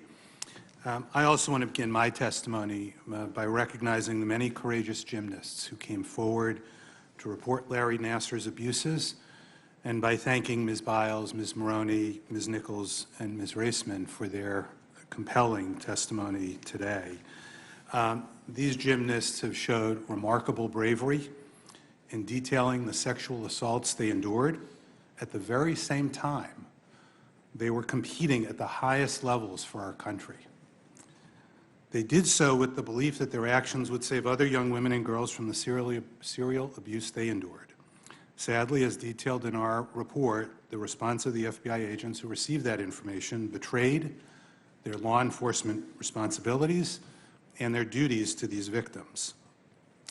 Nassar's abuses could and should have been stopped sooner if appropriate action had been taken.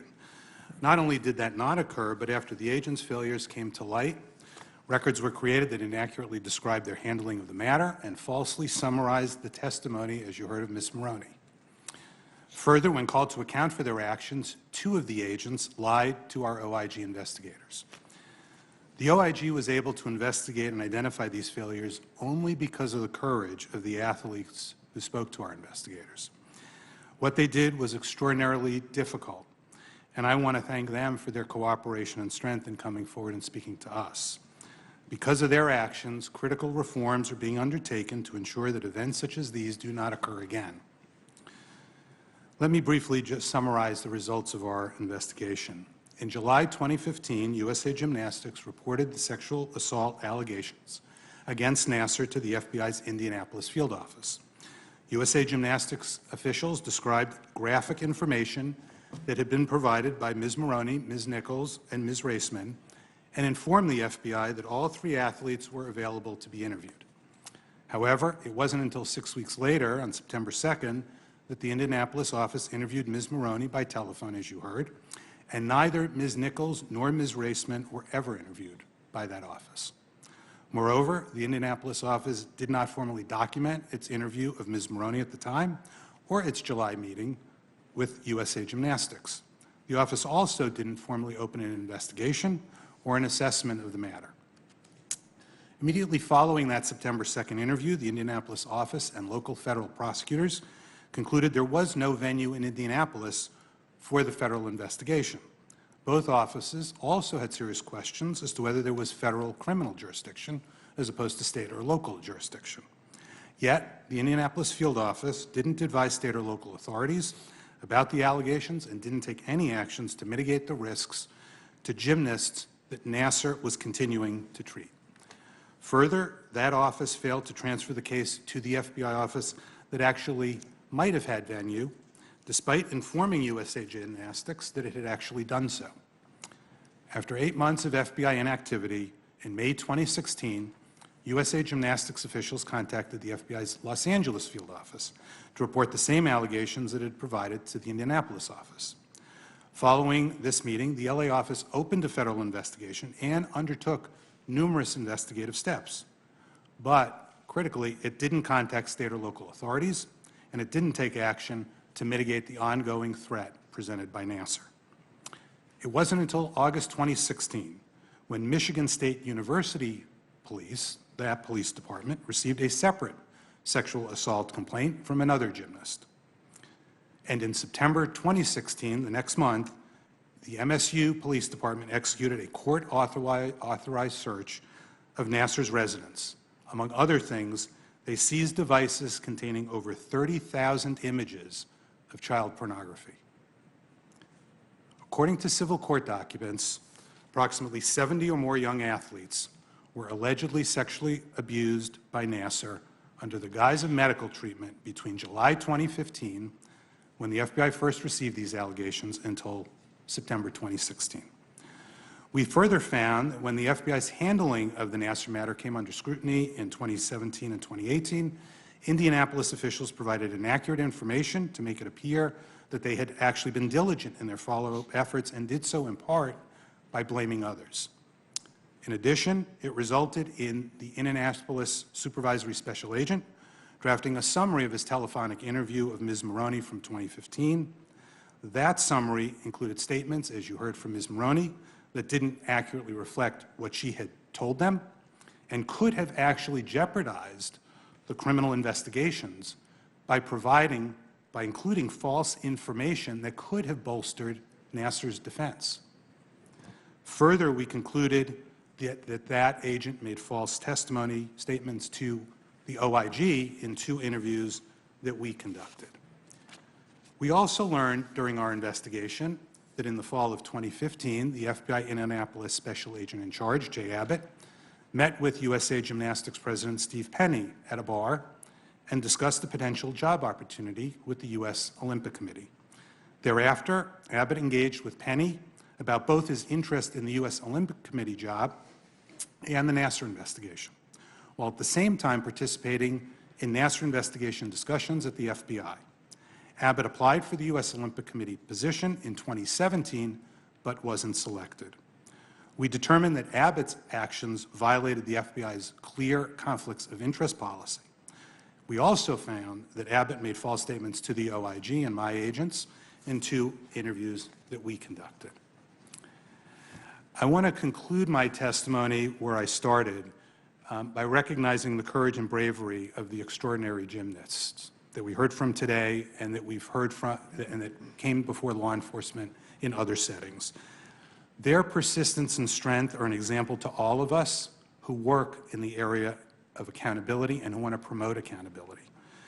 Although the sexual abuses by Nassar and the appallingly inadequate response by the FBI agents cannot be undone, these athletes' commitment to justice and their pursuit of accountability for all involved in this deeply tragic series of events will improve our institutions ultimately and will help ensure federal law enforcement responds in an appropriate and a timely way to reports of sexual abuse in the future. Our report recommends several important and necessary reforms. As Director Wray indicated, the FBI has begun taking them, and we will continue to conduct our independent oversight work to ensure that they're effectively implemented. Thank you, and I'd be pleased to answer any questions the committee may have. Thank you very much, Inspector General Horowitz, and thank you for your excellent work, as usual, in this report. Director Wray, I'm trying, it had to touch you personally, as not only in your official capacity, but even just as a parent, to listen to these young women tell the stories of what they had been through. And what strikes me here is there doesn't seem to have ever been a sense of urgency or immediacy in that Indianapolis field office. The July reporting leading to the September vain attempt to change venue on the case to Lansing, which didn't happen, and then the later report in Los Angeles, and then they sat on it. What's missing? What am I missing here? This is like a child kidnapping case. This man is on the loose molesting children, and it appears that it's being lost in the paperwork of the agency. Well, needless to say, I share your reactions. I share your bewilderment. I share your outrage. You know, on a personal note, not just as a parent or a brother or a husband, but as somebody whose first introduction to law enforcement was working as an intern in a DA's office in a unit specifically focused on these kinds of crimes, was part of what motivated me to pursue a career in law enforcement in the first place. And I don't have a good explanation for you. It is utterly jarring to me. It is totally inconsistent with what we train our people on, totally inconsistent with what I see from the hundreds of agents who work these cases every day, and that's why that individual has been fired. Understood. But you also heard Ms. Maroney talk about, I can't imagine this. 3 hours she's sitting on her bedroom floor going through an interview, which you could tell was by a person, whoever it was, totally insensitive to this young woman's tragic experience. What has the FBI learned from that? I mean, in terms of cases of this sensitivity, to at least have interviewers that can sense there are certain words you better be careful with. Well, thank you for that question. It illustrates something that's particularly important that we've put in place. So we have something called CAFEs, which are Child Adolescent Forensic Interviews. These are interviewers who are specially trained in the unique sensitivities of what it takes to interview people, of victims, survivors of these kinds of crimes. And one of the reforms that we've put in place is to make crystal clear in policy that interviews of individuals like Ms. Raisman should be conducted with those kinds of interviewers. And they should not be conducted telephonically. They should be conducted in person wherever possible. That was true before. We've made it more clear now, and we're putting training in place, mandatory training, which has already been completed to ensure that that occurs. So that's partial answer to your question on that one. General Horowitz, did any of the FBI employees or agents involved in this case deliberately misrepresent any facts to you in your investigation? They did. We found both that the person who wrote the report that Ms. Maroney testified about falsely testified to us about what he did in connection with that report, as well as other matters that we asked him about, and Special Agent in Charge Abbott made false statements to us about the steps he took in 2015 when these allegations came in, but also about his job-seeking efforts with the U.S. Olympic Committee. Did these deliberate misrepresentations reach the level of criminal violation?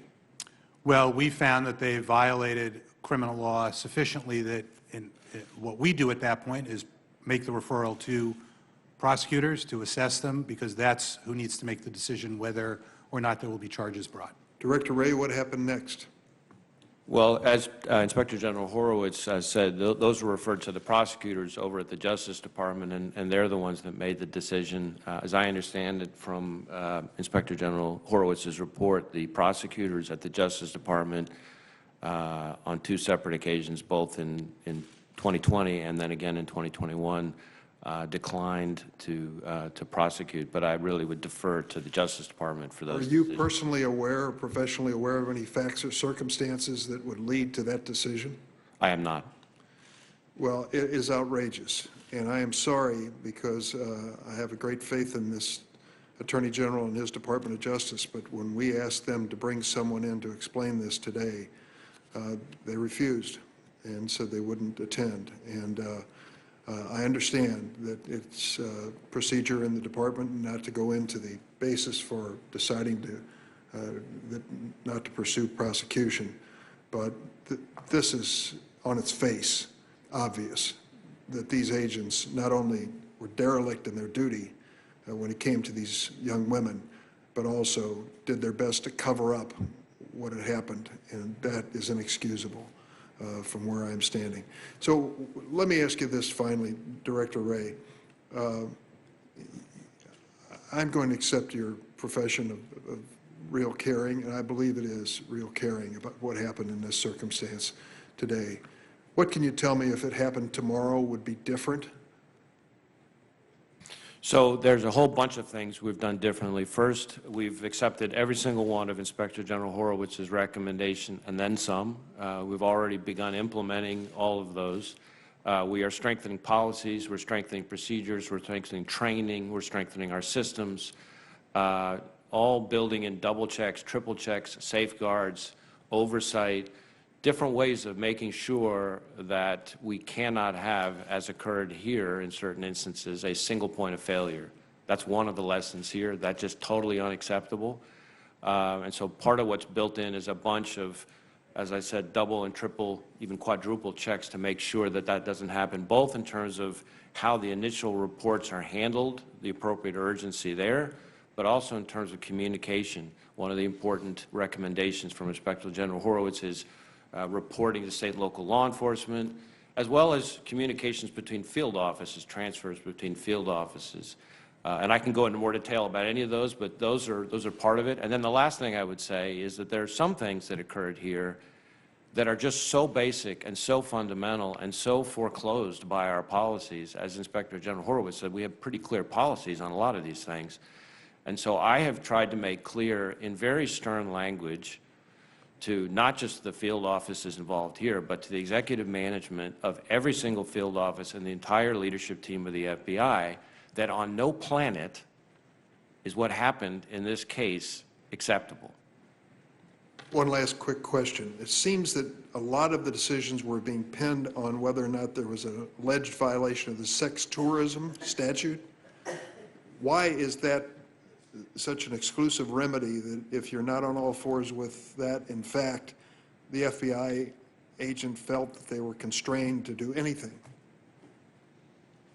Well, I'm not steeped in the particulars of the sex tourism statute in the way that I used to be, but what I would say is that one of the things that we've tried, both the Deputy Director and I, to make clear to people is that we don't want people getting wrapped around the axle about federal jurisdiction issues at the front end. Part of what needs to happen, while they're figuring that out in consultation with the prosecutors, which is what should happen, they need to make sure that they're reporting to state and local law enforcement on a parallel track. And so that's one of the key takeaways that comes out of Inspector General Horowitz's report. Thank you. Senator Grassley. Yeah, please give me a minute before the clock starts to ask unanimous consent to include in the record letters that I have sent over the last few years that show the non-responsiveness of the FBI to our inquiries on this subject.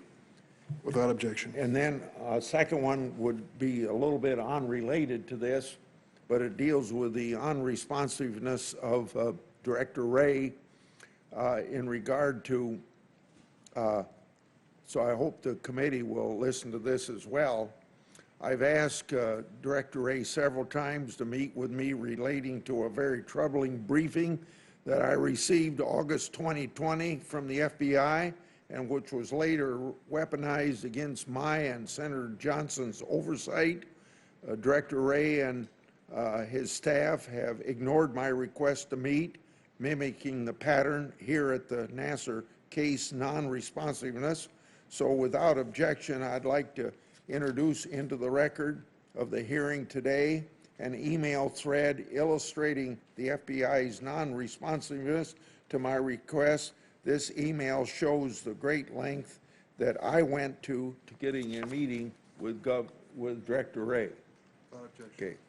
Now my question to Director Wray. The Inspector General's report shows that Jay Abbott, a senior official in the Indianapolis field office at FBI, was allowed to retire in 2018 and evade prosecution, even though this report describes significant misconduct by him and an agent under his supervision. I've asked that the Attorney General reconsider the decision not to file charges against some of the individuals involved in the case, and I'd like you to provide this committee with a list of all disciplinary actions that took place with respect to FBI personnel who were the subject of this investigation. I believe that you owe that, at the very least, to the victims of today's hearing. Well, we can provide the committee with whatever information we can. Certainly, as I've already testified here today, the special agent, the supervisory special agent who features so prominently in Inspector General Horowitz's report, I can confirm has been terminated. As to the former special agent in charge, he retired before this review commenced, before we learned the extent of his misconduct, much to my frustration. And as to the decision whether or not to prosecute either individual, I would respectfully refer over to the Justice Department, which I think is where, Senator Grassley, you said your letter was appropriately directed. I'd like you to cooperate in ensuring that the prosecution of those individuals who failed these victims, and give us your commitment that you would go to the Justice Department again to try to get that done. Well, I'm happy to do whatever would be appropriate. In this particular case, the criminal investigation that was conducted, the case agents, as it were from Inspector General Horowitz's office, which I think is as appropriate. So that's really a discussion between his office and the Justice Department. But if I can be a constructive part of that, given how strongly I feel, as I hope the committee can tell, I'm happy to do whatever I can that would be appropriate. Next question. Why didn't the Children's Unit at headquarters play a greater supervisory or coordination role here? For example, by ensuring that the correct office at FBI handled this matter, and why didn't it follow up to ensure that the Indianapolis office had referred the matter to an FBI office that had jurisdiction over these allegations? Well, I want to be careful not to try to paraphrase too much Inspector General Horowitz's report, since he's really the master of the facts here. But as I understand it, among the things that happened here were that the Indianapolis folks most responsible concealed information from certain people at headquarters at different stages of. That's part of the problem. We have implemented changes now that go to the point that you're getting at, which is the transfers between field offices. We've built in a number of additional checks, and one of those 3 or 4 additional checks that we've built in now gives headquarters program management visibility, so that which they're to monitor, so that they can ensure, as a second, third, fourth check, if you will, to make sure that the work is being followed up on and that the transfer is appropriately handled. Did anyone at the FBI headquarters consult with Indianapolis and Los Angeles offices about notifying state and local authorities about the allegations against Nassar? I don't know the answer to that, but Inspector General Horowitz did the investigation, so I'll let him speak to the facts. Senator, I'm not aware of discussions about referring it to state and local authorities. Director Wray, how far did knowledge of the Nassar investigation within FBI headquarters in 2015? My understanding of the most senior individual involved, based on looking at the thorough and independent investigation that Inspector General Horowitz conducted, was that the most senior individual with sort of knowledge and responsibility was the special agent in charge in Indianapolis, Mr. Abbott. But again, I would defer to Inspector General Horowitz on that. Was the director aware of the Nassar matter at any time in or before calendar year 2016? I don't know the answer to that, sir, but maybe Inspector General Horowitz does. Prior to 2017, did the FBI headquarters follow up with its field offices about the status of the Nassar investigation and whether further federal investigation was needed? Senator, there was in 2016 some dialogue about that, but as we describe in our report, the FBI policies don't require the level of detail and reporting to the headquarters unit that would, for example, put the responsibility directly on them to have notified state and local authorities. Senator Leahy. Thank you, Mr. Chairman. I'm glad, Mr. Howard and Director Wray, that you're here, but the conclusions we have here are, I suppose the nice way you could say is they're troubling. They're damning. They're horrible. And I think of the young women who testified here today, what they went through, and I don't see where they get much solace out of listening to this. And what do the American people feel? Senator Grassley just mentioned, Mr. Howard said about Jay Abbott, named in the IG report. He retired. Was that a forced retirement? It was not. Did he ever face any possibility of prosecution? We referred our findings to the department's prosecutors for consideration about the false statements that he made to us in our interviews. By consideration, do you make a recommendation when you do that? We don't make a formal recommendation. As you know, as a former prosecutor, and I was a former prosecutor, there are informal discussions, but ultimately the responsibility for the decision is with the prosecutors. And I will say, having written a report a couple of years ago about the prior FBI director's statements at a public press conference about what he would do as if he were the prosecutor, I'm not about to jump in and take someone else's responsibility. No, I understand that. And when I was a prosecutor, law enforcement sent their investigations. I had to make the final decision, of course. But I think of the number of people who get charged for lying to FBI agents. I mean, we've seen such charges brought in various areas, everything from organized crime on.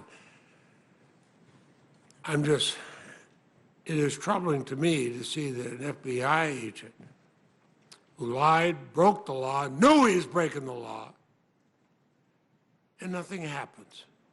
I understand the procedures, but it bothers me greatly.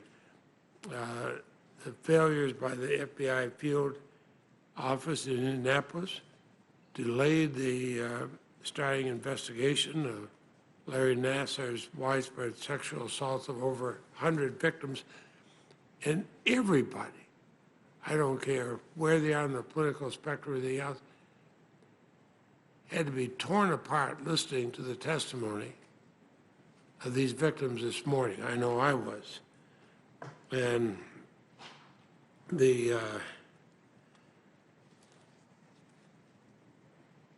talked about Ms. Raisman's testimony. She didn't have a parent or lawyer present when she was being questioned. Director Wray, is that? You mentioned changes in procedures. I realize this happened before you were director, and I'm asking the changes in procedure. Today, would she have a parent or a lawyer present with her? Well, that would be a discussion between the agents and her parents. One of the things that, as I said, that we've changed is to step up the emphasis on these, what we call CAFIs, C-A-F-I, these child adolescent forensic interviewers. And I cannot stress enough how important it is to view these kinds of interviews as a very unique kind of interview. There's all sorts of sensitivities, and we heard a lot about it in a very powerful way from the women who testified here this morning. And the point you made about parents, et cetera, that's part of one of those many sensitivities. And so that's why it's so important to have interviews done by, or at least heavily involving, these child adolescent forensic interviewers. That's why we have that program. That's why the policy's been strengthened to increase the use of them and to require them. That's why we've discouraged, as much as possible, telephonic interviews at all in these kinds of cases. And one of the other, I think, helpful points that came out of Inspector General Horowitz's report is the clarification that should also take into account women who are adults at the time of the interview, but who were victimized when they were minors, and because that is its own kind of unique sensitivity. So we're trying very hard to push out that program to avoid the kind of really heartbreaking insensitivity that you just alluded to. Well, the supervisory special agent in Indianapolis, Michael Angelman, has now been fired. Have there been recommendations? What took so long to fire him, I might ask? Well, we waited for the report. one of the things that I want to make sure is that we don't have a situation where two wrongs make a right. And so we waited until we had the Inspector General's independent report. We followed our disciplinary process, and he's been fired. Did he contest the firing? I probably can't get into that discussion here. I want to be sensitive about Privacy Act concerns and so forth. Mr. Horowitz, if you can say, has there been a recommendation that he be prosecuted? Again, what happened in these discussions generally or interactions with the prosecutors, we don't make a, generally speaking, we don't make a formal recommendation to the prosecutors, and I think you'd have to have the department's officials speak to that issue. Okay, well, I'll just close with this. I mean, I look at a whole lot of people who should be prosecuted here. Besides, Nassar obviously should be prosecuted, but I'm thinking of some of the people within the athletic field that were aware of this, who turned a blind eye to it, who did nothing to it, and allowed all these victims to be there. I'm not talking about people in government, but even people outside. There are a whole lot of people who should be in prison. I'm glad he's in prison, but I got to tell you, frankly, as a parent, as a grandparent, there's a hell of a lot more I'd like to see in prison. Thank you, Mr. Chairman. Thank you very much, Senator Feinstein. Thanks very much, Mr. Chairman. Gentlemen, when this report was released, and that's the IG report, on July 14, the FBI publicly promised, quote, to take all necessary steps to ensure that the failure of the employees outlined in the report do not happen again. No, That's a direct quote and an important promise. Can you please describe the specific steps the FBI has taken in the past 2 months to ensure that these failures do not happen again? Thank you, Senator Feinstein, for the question. So first, as has already been mentioned, the disciplinary process has already been completed on the supervisory special agent, and he's been fired. Second, we have strengthened policies, procedures, systems, and training to address and incorporate all, underline all, of Inspector General Horowitz's recommendations. Many of them are already complete now. So that includes, for example, on the issue of reporting to state and local law enforcement, which, by the way, should have happened here anyways, but to assure that it happens going forward, we now require that the agent handling one of these cases has to document that he's reported it, so there's an audit trail and he's accountable that way, that he has to confirm it to his supervisor, and we've had additional mandatory training for everyone involved. We've had 2 kinds of training already implemented, one for every single employee in the FBI, and I've taken that training myself, but also training specifically targeted at the employees who handle these kinds of cases and their supervisors. So that's just on that one piece, but we have similar changes to the transfers between field offices and so forth. Mr. Chairman? Yes? I don't want to go into more specifics. I heard his commitment. I would like to see it in writing sent to this committee in the form of a letter following this hearing, so that we have written evidence that the FBI is going to do certain things. I can certainly join you in preparing a letter to the FBI, which they can respond to and with specifics in the director's signature, correct? Yes, sir. I very much would appreciate that, Mr. Chairman. Thank you very much. Mr. Horowitz, I am concerned that the FBI's failures in this case may be a symptom of a broader failure to treat cases of child sexual abuse with the seriousness and sensitivity that they deserve. According to the Centers for Disease Control and Prevention, 1 in 4 girls and 1 in 13 boys experience child sexual abuse during their childhood. Our law enforcement agencies really should ensure our children are protected. Have you seen other instances in which the FBI's failure to properly investigate a case led to ongoing sexual misconduct or harm to children that could have been prevented? Senator, thank you. I agree with you about the significance, importance of this. We didn't do a broader look at this, but I will say, speaking to your point, what concerned me particularly here, even though we didn't do a broad look at other cases, was we actually had two offices who dealt with this matter, the Indianapolis office and the LA office.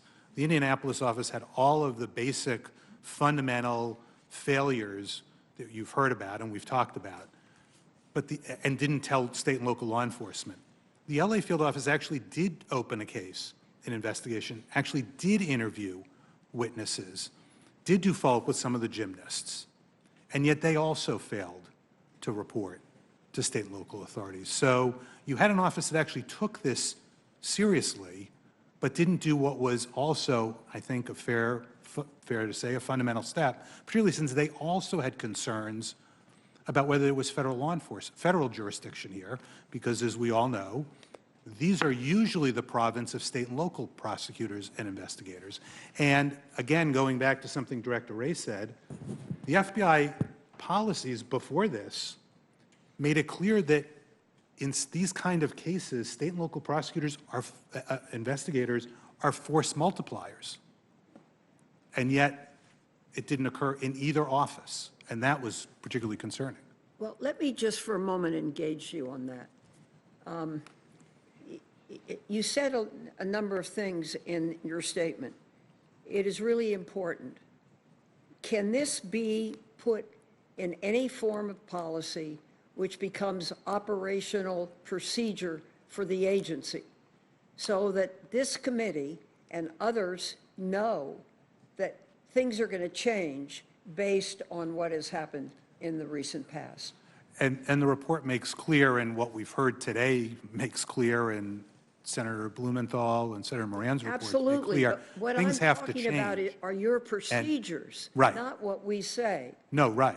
And what has to happen is what Director Wray mentioned that they are doing already, and what we all need to do, the FBI, the OIG, this committee, is do the follow-up you're talking about. We are going to continue to do our independent oversight of how those recommendations have been implemented, like we do in all our reports. We will follow up with that. I am happy to report back to the committee on what we've seen, but steps do have to be taken because there does have to be, and it sounds like the FBI has taken those steps, to ensure record keeping on the fact that something did occur. And that may sound obvious, and I know it could sound trivial at times, but one of the damning findings here is the lack of record keeping that was occurring in 2015 that was only documented or attempted to be documented in 2017 and then done falsely. Could I don't mean to interrupt you, Yep. but I would really, after all of the emotion and all of what we now know, 5 years later, to see new practices go into place. And what I'm asking both of you is to do that and give us here and now some statement of your intent to do that, and that they will be posted and people will be trained in them and that they will be held responsible to carry them out, so that what we've said here and spent the time here can really make the change that's necessary. That no small child is going to be questioned by an FBI agent on the phone, you know, about this kind of thing. But what your practices are, so that everybody knows. We always follow up on our recommendations. We will do that here. You have my commitment. We will report back to you what we found, and it will be up to the FBI to implement them, but we will not stop reviewing this matter until we're confident, we the OIG, me, are confident that the steps were taken that needed to be taken.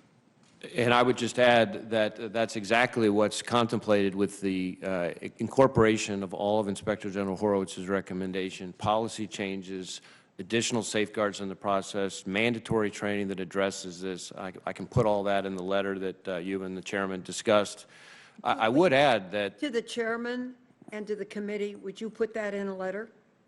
yeah, we'll walk through the things that we're Thank doing you. in Thank you, response to. Senator Feinstein. And can I just add, Mr. Chairman, as course. you know, and I think Senator Feinstein, as you know, I'm available at any time to meet with you, to discuss this with you further, informally, more formally, and Thank you have my commitment to that. Thank you. May I just add, Mr. Chairman, just in response to something else that Senator Feinstein, you asked, I would be remiss if I didn't make the point that the work that I saw in this case that's reflected in what Inspector General Horowitz found, part of what was so head-jerking to me is how inconsistent it is with what I see from the agents, analysts, and professional staff who work these cases every day. And I've seen them as a prosecutor, I've seen them now as FBI director, and over the last 5 years, our folks working with their partners have made 16,000 arrests of people like Mr. Nassar. And that by itself should be deeply, that should be deeply troubling and encouraging at the same time. Encouraging in the sense that there's those people taken off the streets, but deeply disturbing because it gives you a sense of just the sheer scale of this kind of abuse in this country. Because I have no doubt that for the 16,000 arrests that we made, Lord knows how many other predators there are out there that we didn't get.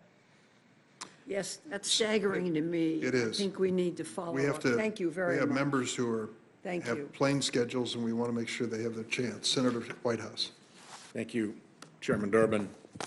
Director Wray, it strikes me very strongly as we sit here today and as we heard the powerful testimony earlier this morning that the last time a woman came forward in this committee to testify to her allegations of sexual assault in her childhood, the witness was Christine Blasey Ford.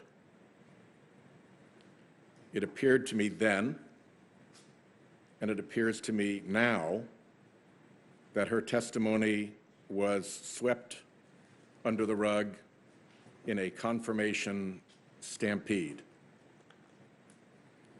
It is very possible that the FBI investigation of her allegations was just as flawed, just as constrained, just as inappropriate as the investigation in this case. We don't know because we don't have answers. I am still trying to get answers from you and from your organization, along with Senator Coons and others, after more than 2 years. Our first letter requesting information was in August 1st of 2019. Our follow-up, we got a response to yesterday, 2 months afterwards. Not coincidentally, I suspect on the eve of your appearance today. Somebody said, oh, we better get something up there because we haven't answered this question. In that letter dated yesterday, the assistant director said that the FBI is working with the department to identify and make available certain relevant documents. So the answer wasn't even an answer, it was an answer that at some date in the future we might actually get an answer. Today, now, can you give me that date when these certain relevant documents will be provided to us? So I am aware both of your prior letter, but also of the letter that you most recently sent that I saw on Monday. And Get to that in a minute. Let's start with the one I Right. asked you. So the documents that, as I understand, are referenced in the letter that we sent yesterday, we are working with the department, and we expect to get you those within the next 2 weeks. Very well. I'll be interested to see what deliberative executive branch information is included, as it strikes me that our request doesn't get into deliberative process at all. But we'll see how that goes. I just hope that that's not being put up as yet another stall, delay, interference, obstruction to us getting the answers in the documents that we need. So separately, you went to it. I told you that if when I next had the chance, and today looked like it might be it, I wanted to ask you some very specific questions, and I didn't want to catch you by surprise. I wanted to let you know what those questions would be. So I sent on September 10th the letter with questions that, again, relate to Dr. Blasey Ford's allegations. I have 51 seconds left, so it's not going to work now. What I would like you to do is to tell me the date here and now when you will give me answers to these questions treated as a QFR. Just answer them in writing. As you know, I went years without getting QFRs answered by you and the FBI, and I'd like to get a date now in the plain view of the committee with everybody listening when these QFRs will be answered, when these questions will be answered as a QFR. Question for the record. So I understand your request. My goal would be to try to have as many as possible of the details in response to your question included in the response that we're looking to get you within the next 2 weeks. Please I say that because, like I said, I read your letter on Monday. We're already working on it, and we will endeavor to get, I think a lot of what we will be providing within the next 2 weeks will be responsive to those questions. But I need to study them more. Today, I've really been focused, as I know you are, on the Nassar case, what happened to these women, and in particular, the FBI's botched handling of this particular case in 2015. Yeah, let's just make sure that there wasn't also a botched handling of another allegation in this committee with regard to Dr. Ford. Thank you. Senator Coons? Thank you, Chairman Durbin, and thank you, Senator Whitehouse, for your persistent engagement on the question of whether or not the tip line in the investigation to the allegations of Dr. Christine Blasey Ford was appropriately handled or not. I continue to join you in asking for some follow-up on our letters of the last few years. Mr. Horowitz, if I might, I think this is an almost textbook demonstration of the positive role that an inspector general can play. And broadly speaking, Director Wray, I appreciate your responses as the director to the testimony and to the recommendations. But I do want to make sure that we've covered a couple of things. Just many of my colleagues have already covered topics that I wanted to, but one of the talented athletes and survivors who testified to us today was very pointed, Ms. Allie Raisman, in saying that she believes there hasn't been a thorough, factual, independent investigation. And I know Senator Blumenthal, who's an extremely capable senator and attorney and is quite experienced in investigations. He might speak to that. He and Senator Moran have conducted one. But my impression from what she had said and what I've read is that their concern is that USA Gymnastics and the Olympic Committee have thrown a variety of roadblocks into a genuinely thorough investigation into whether there had or hadn't been previous incidents similar to Dr. Nassar, either in USA Gymnastics or within sports more broadly.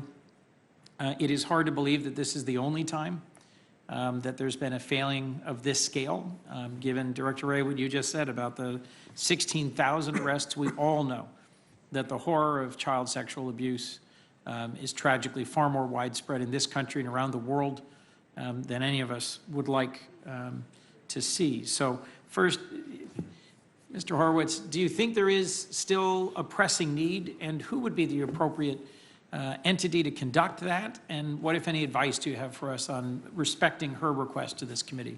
It's a great question, Senator Coons. And frankly, as you indicated, the reason we couldn't do a report like this and other reports that we've been able to do is because of the statutory authorities that we've been given by the Congress that make us independent.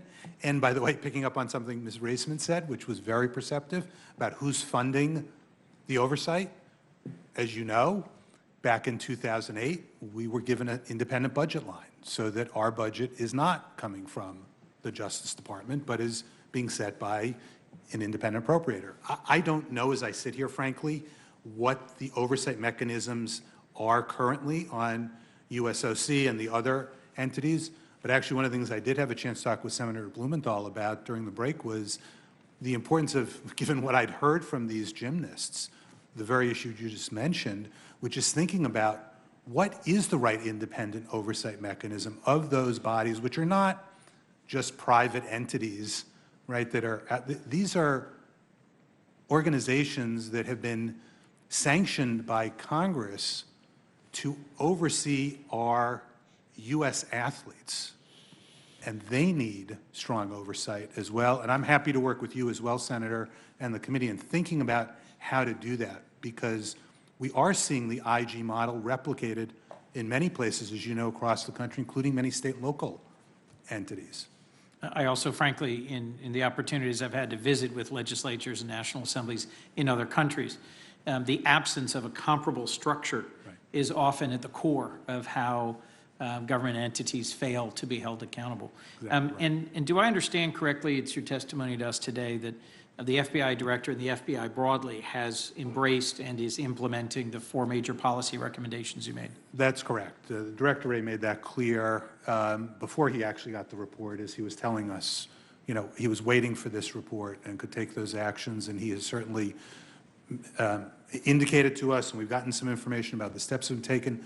But, you know, as he knows and as you all know, we will independently look at that. It won't just be the FBI's word for it.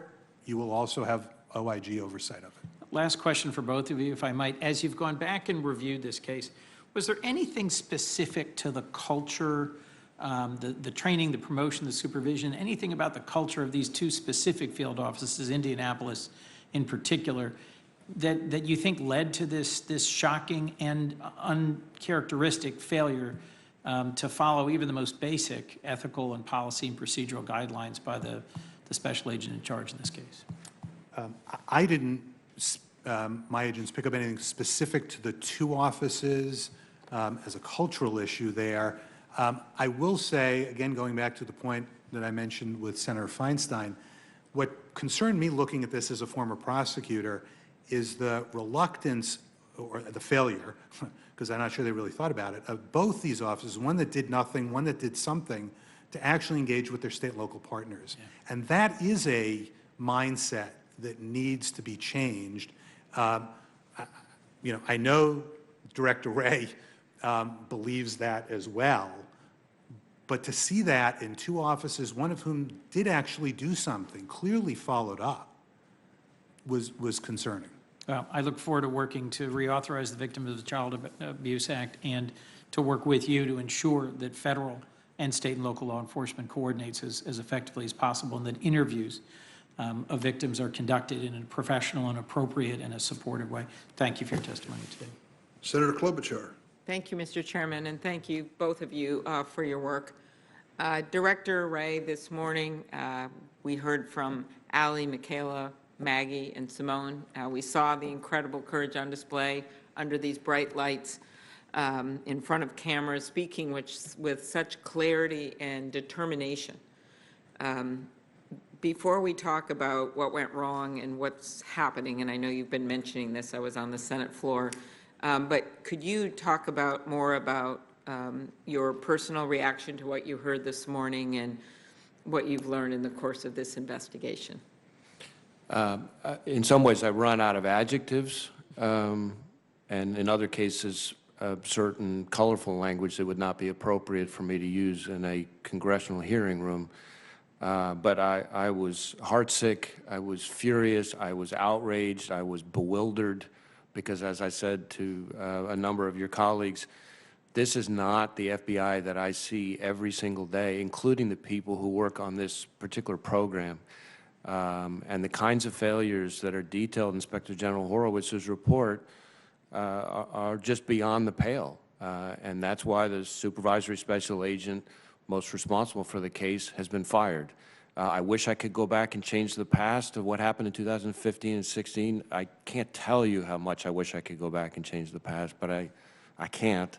What I can do is use the painful lessons from this case to make sure every single person in the FBI understands what I expect of them, what the American people expect of them, so that this never happens again. In your view, what's the most important step that the FBI is taking right now in response to the Inspector General's findings?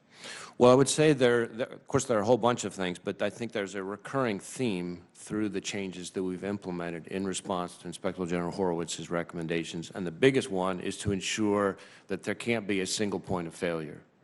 Can't be a single point of failure in terms of reporting to state and local law enforcement. Can't be a single point of failure in terms of transferring cases between field offices. Can't be a single point of failure in terms of making decisions about responding with the appropriate urgency when the allegations come in, and so forth. And we're amplifying that through policies, procedure changes, additional checks and safeguards, training, and some fairly tough talk between me and the top 600 people in the FBI. Mm-hmm. And just along those lines, according to the IG report, state and local law enforcement did not receive any information from the FBI's Indianapolis or Los Angeles field offices about the investigations. The IG report found that the prudence, and this is their quote from the report, the prudence and sound judgment dictated that the LA field office should have notified local authorities upon developing the serious evidence of sexual assault. What steps are you taking to ensure that the agents communicate allegations of sexual assault with local law enforcement? So we've enhanced our policies and procedures on the specific issue of reporting to state and local law enforcement. Build in now they have to document it, which they didn't have to before, and that builds in, as Inspector General Horowitz referred to, an ability to hold them accountable. They have to alert their supervisors, so there's a second set of eyes, so that would help. We've also enhanced our training to make clear that it's mandatory and that that's regardless of whether there's some question about potential federal jurisdiction. We can continue to investigate if we think there's federal jurisdiction, but we have to, on a parallel track, report to the appropriate state and local, or in some cases, social services agencies as well. Okay. Last question. For many years, I've worked with Senator Cornyn on the Abby Hunnell Act due to experience of a victim who's been very courageous, like the victims today, and come forward, which would encourage law enforcement's use of trauma-informed techniques when responding to sexual assault crimes to avoid re-traumatization of the victim and to improve communication between the victim and law enforcement, some of which we've talked about today, some of which we heard from the gymnasts this morning.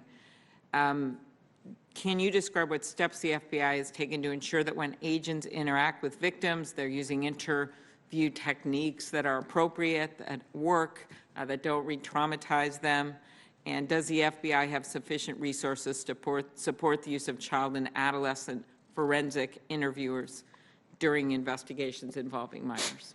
So I appreciate the question. There are two pieces of this. One is the child adolescent forensic interviewers, which again is a very specific discipline, requires very specific sensitivities and skill sets, and we've changed our policies to reinforce the use of those interviewers for these kinds of cases. Second is our victim services division, and one of the things that we changed even before receiving Inspector General Horowitz's report on my watch is to make clear that the victim services that we provide, which is a little bit different from the forensic interviewing part of it, but it's also very important to handling these survivors with the appropriate sensitivity, that is triggered at any stage. And there is not just a full investigation, but when we're in the assessment or pre-assessment phase, it has to happen there too. So both the child adolescent forensic interviewers and the victim services, more use of that.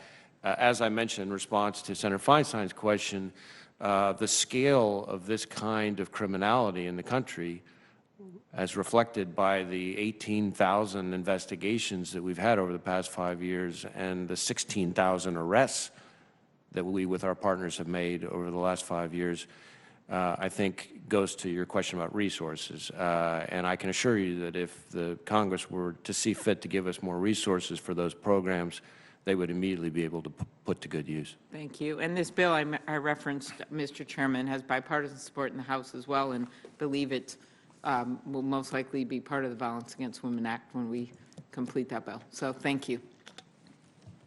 Thank you, Senator Klobuchar. Senator Blumenthal. Thank you, Mr. Chairman. Thank you both for being here. I want to thank particularly Mr. Horowitz and your entire team for the excellent work that you've done on this investigation. And Director Wray, I hope you won't misinterpret any of my questions as indicating disrespect for the FBI or for your position in the FBI and your background as a law enforcer, as a professional and career prosecutor. You say you've run out of adjectives, but you haven't run out of action. The gymnasts who testified earlier, really, with all due respect to all of us on this committee, they don't want more adjectives, they want action. And part of that action is discipline and deterrence. And you and I both know, because we both prosecuted, we look at action by prosecutors as deterrence, as changing culture, whether it's in corporations or other institutions like the FBI. So let me ask you first, Michael Langman has been fired. When was he fired? Last week? Sorry, I don't have the exact date for you, but it was within the last, I think it was within the last week. Why wasn't he fired earlier? Well, we waited until we had the Inspector General's report, so we had all the facts, so we understood the totality as independently investigated of his conduct. And then we followed our disciplinary process, because one of the things that is in keeping with my insistence that everybody in the FBI do things in the right way includes making sure that we follow our disciplinary process in the right way. And we did that, and he's been fired under that process. Someone perhaps more cynical than I would have perhaps concluded that it was the hearing here staring the FBI in the face that prompted that action, but I'm not going to go there, because I think what's more important than the firing is, in fact, the criminal prosecution. And here, I think there are really fundamental issues of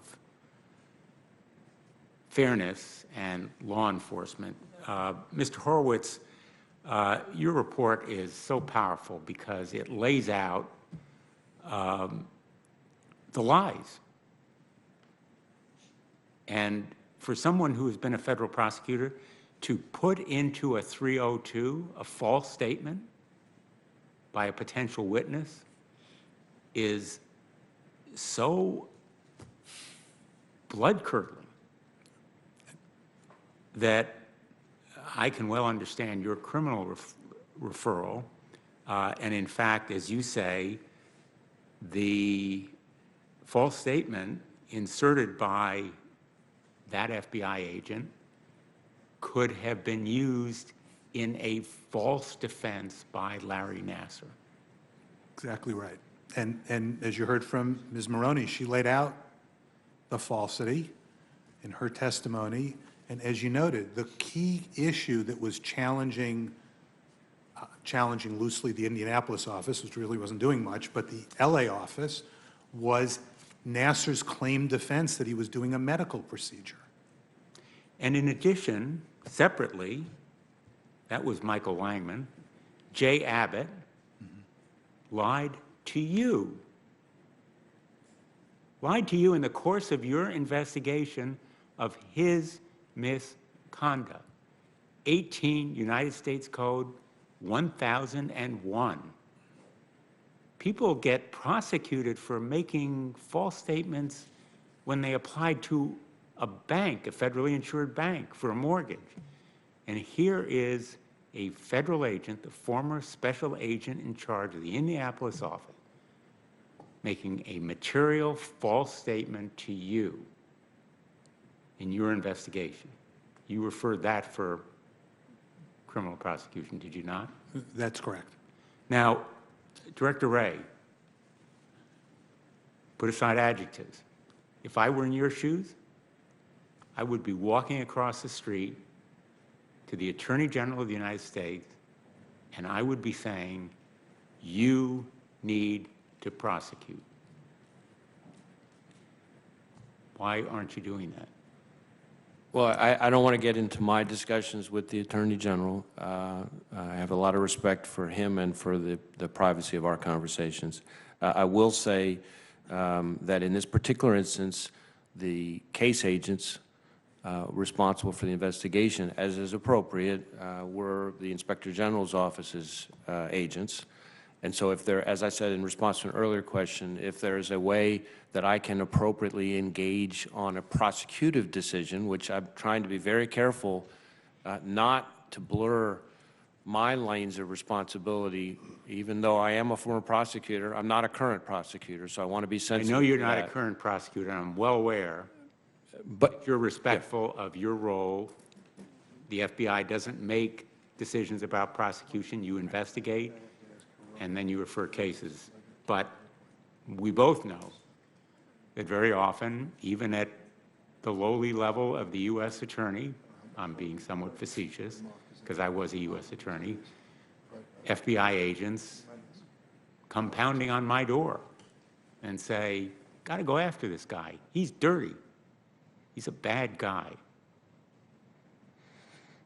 And I've, as a prosecutor, I've had my door banged upon in much the same way, and we have those kinds of discussions all the time with the department, including the Attorney General. I did want to clarify one thing I answered in response to one of your earlier questions, which is that the supervisory special agent that we fired, that was 2 weeks ago, just for the record. I'm going to put my prosecutor, Attorney General hat back on and just go through what I saw in Mr. Horowitz's excellent report. A lot of the facts known, that Jay Abbott was in close contact with Stephen Penny, the president of USA Gymnastics. They were both trying to make USA Gymnastics look better. Jay Abbott was applying for a job with the U.S. Olympics Committee. He was on the hunt for employment. He was in contact with Stephen Penny and others, and he was lying to investigators. There's no statute of limitations here that would preclude a prosecution or, in your case, an investigation for conspiracy, correct? It's 5 years. Well, again, I'm not aware of any statute of limitations problem here, but I would, again, So I would defer to the prosecutors. I would ask you, I call on you to open an investigation here for potential false statement, conspiracy. There are other potential violations.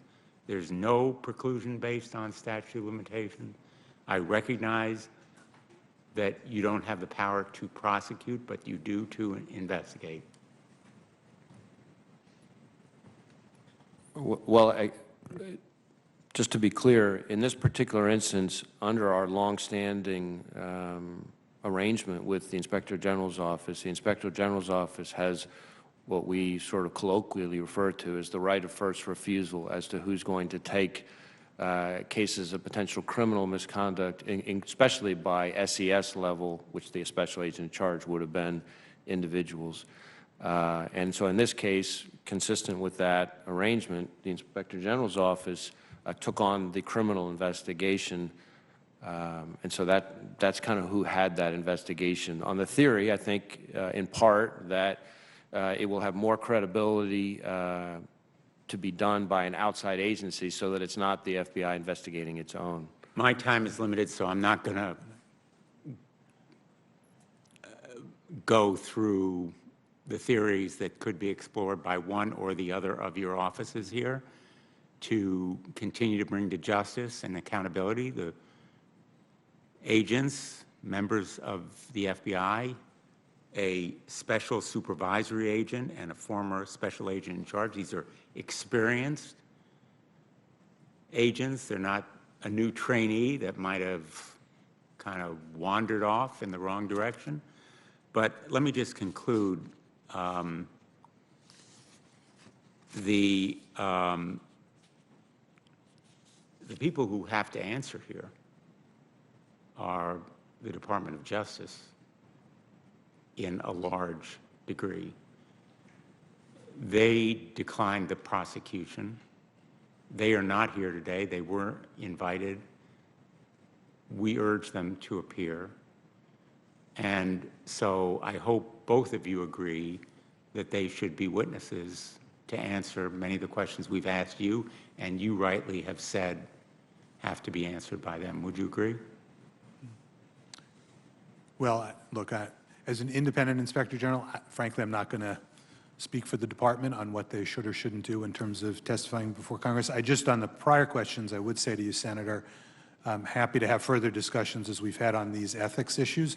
I will say one of the things that's apparent from this case and many others we've done is 18 U.S.C. 208, which is the criminal ethics statute that you're very familiar with, is a very challenging, that's a nice way of putting it, statute, and it could be made a lot clearer and a lot and clarify what's illegal and what's not.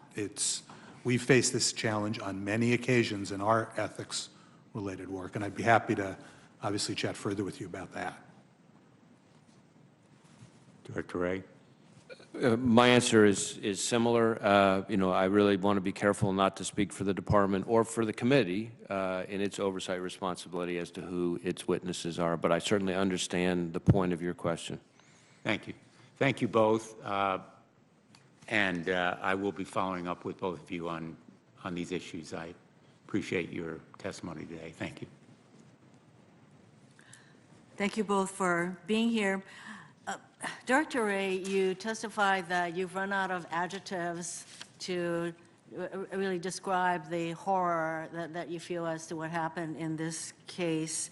But frankly, the sexual assault and abuse of girls, women, children, those most vulnerable in our society has been going on since time immemorial.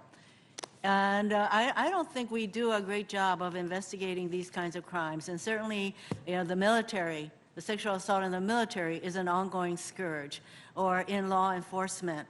And so we have a situation where it's very clear that in your Indianapolis field office, you had a person in charge there who I think exhibited a certain kind of attitude.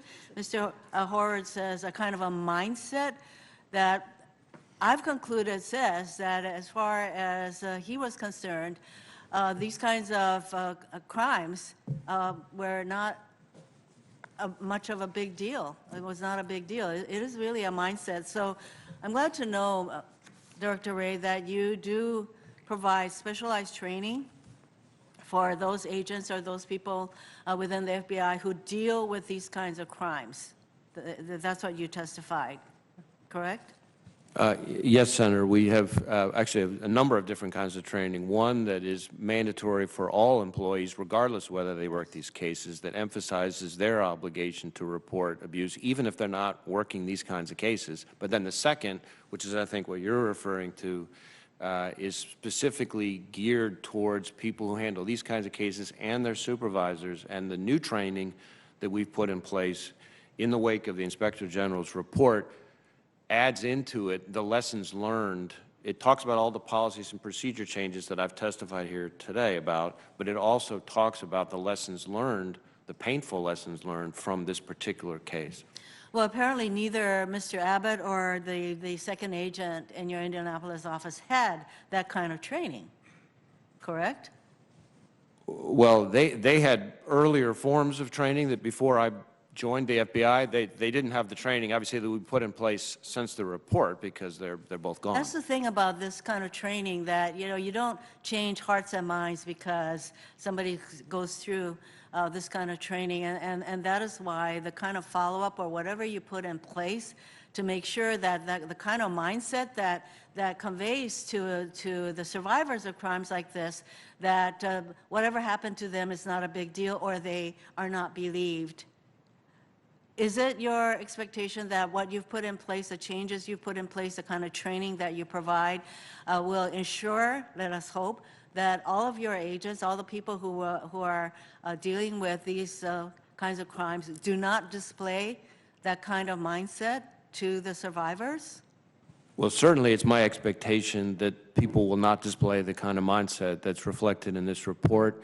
The training is an important part of it, but it's not the only part of it. Much as Inspector General Horowitz talked about how he will follow up, we have additional follow-up and safeguards. That's why, for example, in addition to the training that I've already described, we're putting in place a third training that will go by the end of the year, again, to every employee in the FBI that talks about the lessons learned from this particular matter.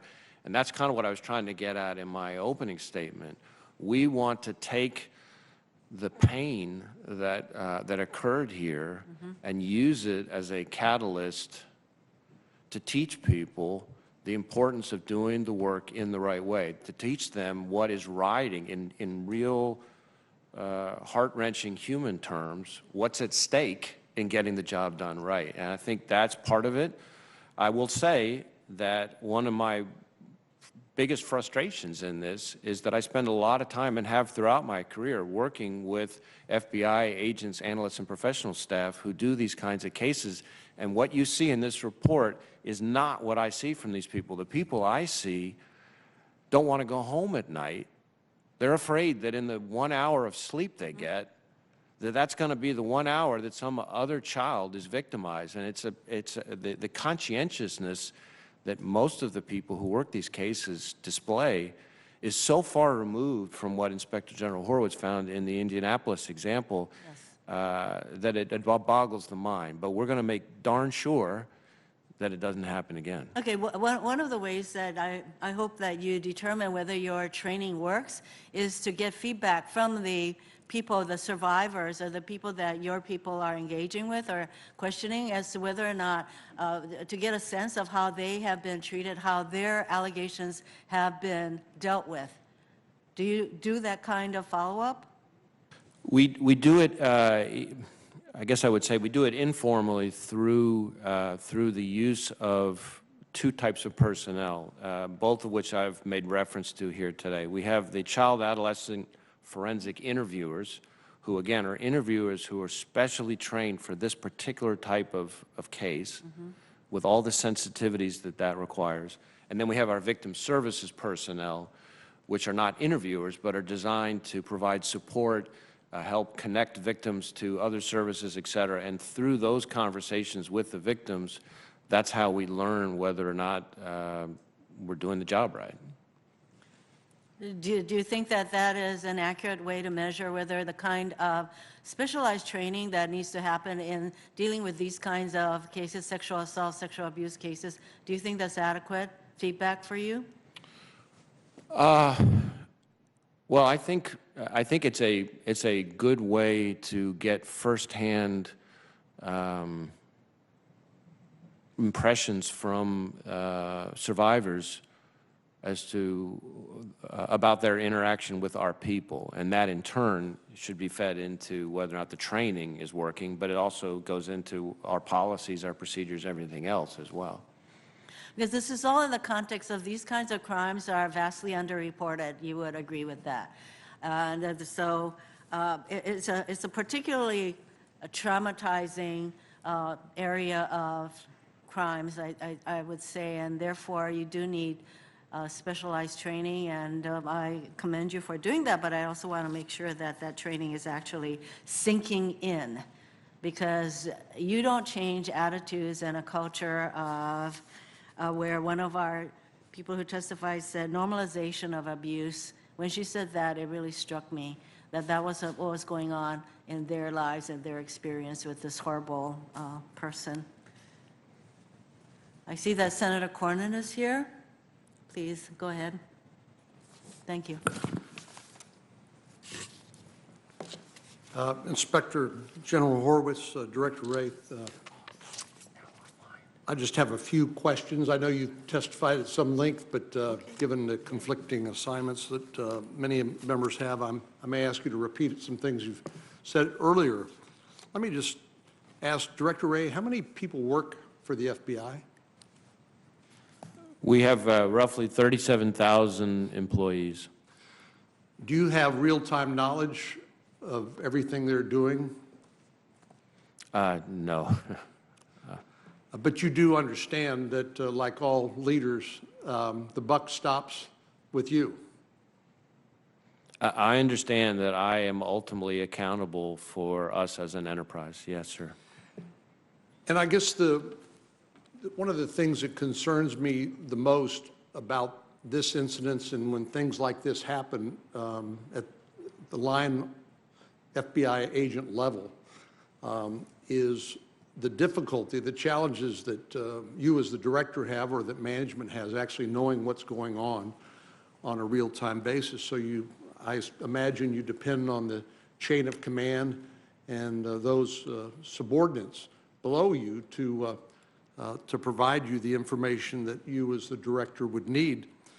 But to me, the thing that I think most people watching this hearing might wonder, certainly I do, is that if these elite athletes, people whose names average Americans and people around the world know, if their allegations of sexual assault are not taken seriously in an investigation of this nature, how can they have confidence that if something like this were to happen to them or their family or their loved one, that those allegations would be taken seriously? Have you given that some thought? And if you have, please tell me what your answer is.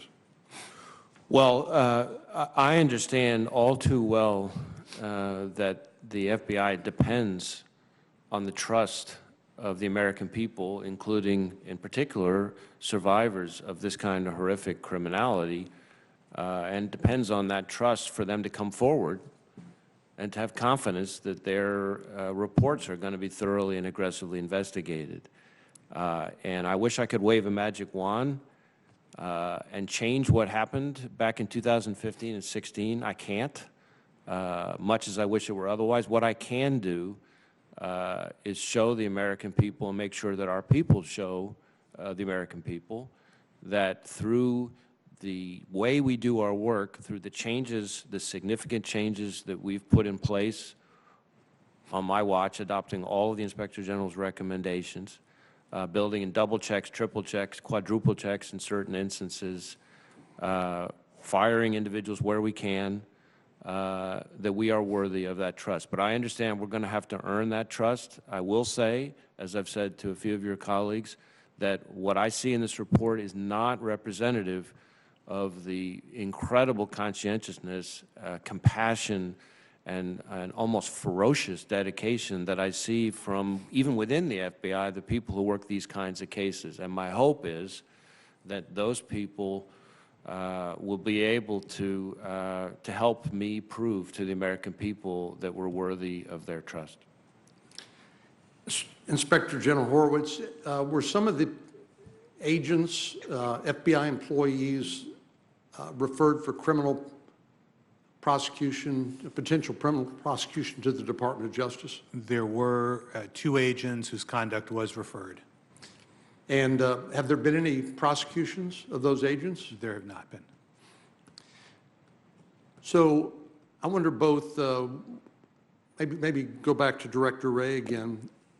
I think what people want to see not only is the recognition of the mistakes that were made and a commitment to do something to make sure that those are not repeated, but they also want to know that there is accountability.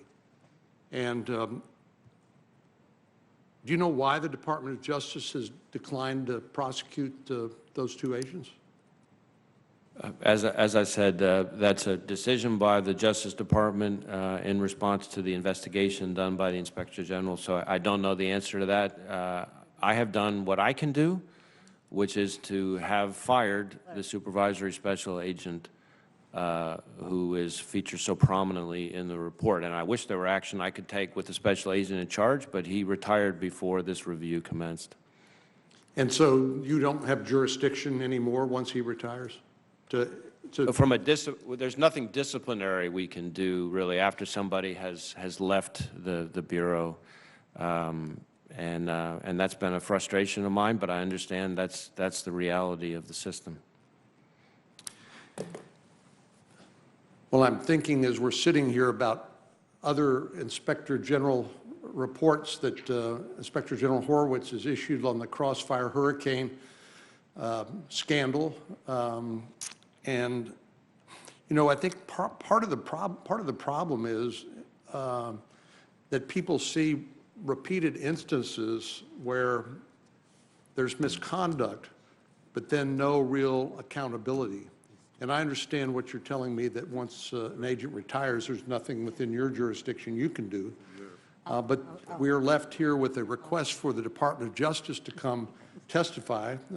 Deputy AG Monaco, apparently she's declined to do so, to answer questions. And so the American people and these victims of sexual assault are left to wonder whether their claims are really being taken seriously if there is simply a declination by the Department of Justice to prosecute, and no real willingness to come explain the rationale for that, or why there isn't some accountability where accountability can be had.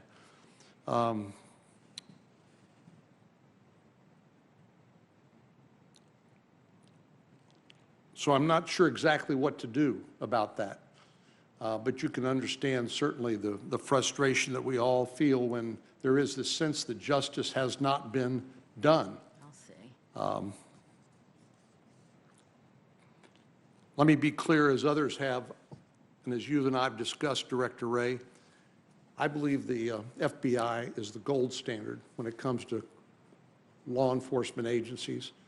And it really breaks my heart to see an agency that does so much good on a daily basis for so many people, that its reputation is besmirched by a handful of people who go off the rails.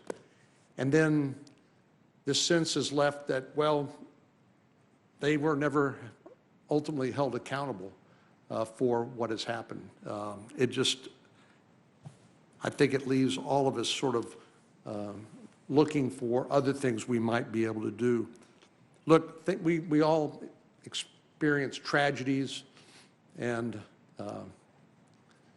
like this, other examples you could think of, loss of life of the Marine that whose funeral I attended on Monday in Laredo, Texas, who was killed in the terrorist attack in Kabul. Other times that I and others have had an opportunity to meet with and grieve with families who've been, through no fault of their own, a victim of some unjust act or incident. And, you know, the one thing that it boils down to is, if we can tell them, and if it's actually a credible statement, and they actually believe that they have not suffered in vain, or that their loved one has not lost their life in vain, that somewhere, somehow, something good will come out of this in terms of the protection of people in the future, that is maybe a slender reed for them to hold on to, but that is maybe the only hope that we can offer out of a tragedy like this. Do you have any thoughts about that? I do, Senator. I, too, of course, believe the FBI is the gold standard, but part of what I think gives us the brand that we have after 113 years is not that we're flawless. We have made some real doozies of mistakes over 113 years, but part of what makes, I think, any high-performing organization high-performing is not that it never fails, but that it learns from its failures. And what I would say to those women is that I am so deeply sorry for what our folks did, and more importantly, didn't do back in 2015 and 16. They deserved so much better than what they got. But what I will say which is the best thing I can do now as the director now, is to make sure that we use their courage in coming forward, the pain that was caused here, to use it constructively, as you say, to have something good come out of it. And that is all the changes that we've made in response. And as I said in my opening statement, I and my leadership team are determined to make sure everybody in the FBI is focused on learning from this so that it doesn't happen again. Inspector General Horowitz,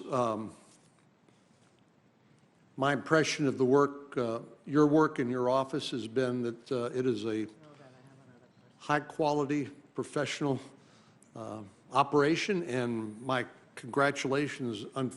Unfortunately, the product of your professionalism and your office's good work is to expose some pretty ugly things. And again, I'm thinking back over Crossfire Hurricane and the abuses that occurred in the context of that investigation and now this one. Do you have some thoughts you could share with us on the role of the Inspector General in uncovering this information and what that means in terms of the FBI's ability to learn from these mistakes and correct them and to prevent their repetition?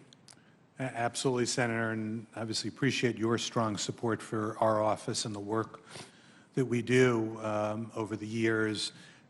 We issued many high-profile reports, and as you know from our interactions, many reports that never make the front pages or any pages, but are critical to reforming government, making changes that need to occur. And we got jurisdiction over the FBI back in 2001 and 2002 when Attorney General Ashcroft ordered that after the spy scandals that had hit the FBI. And I think while it puts forth, obviously, some very concerning situations at times, as Director Wray indicated, by our being able to go in independently and look at these events and report on them.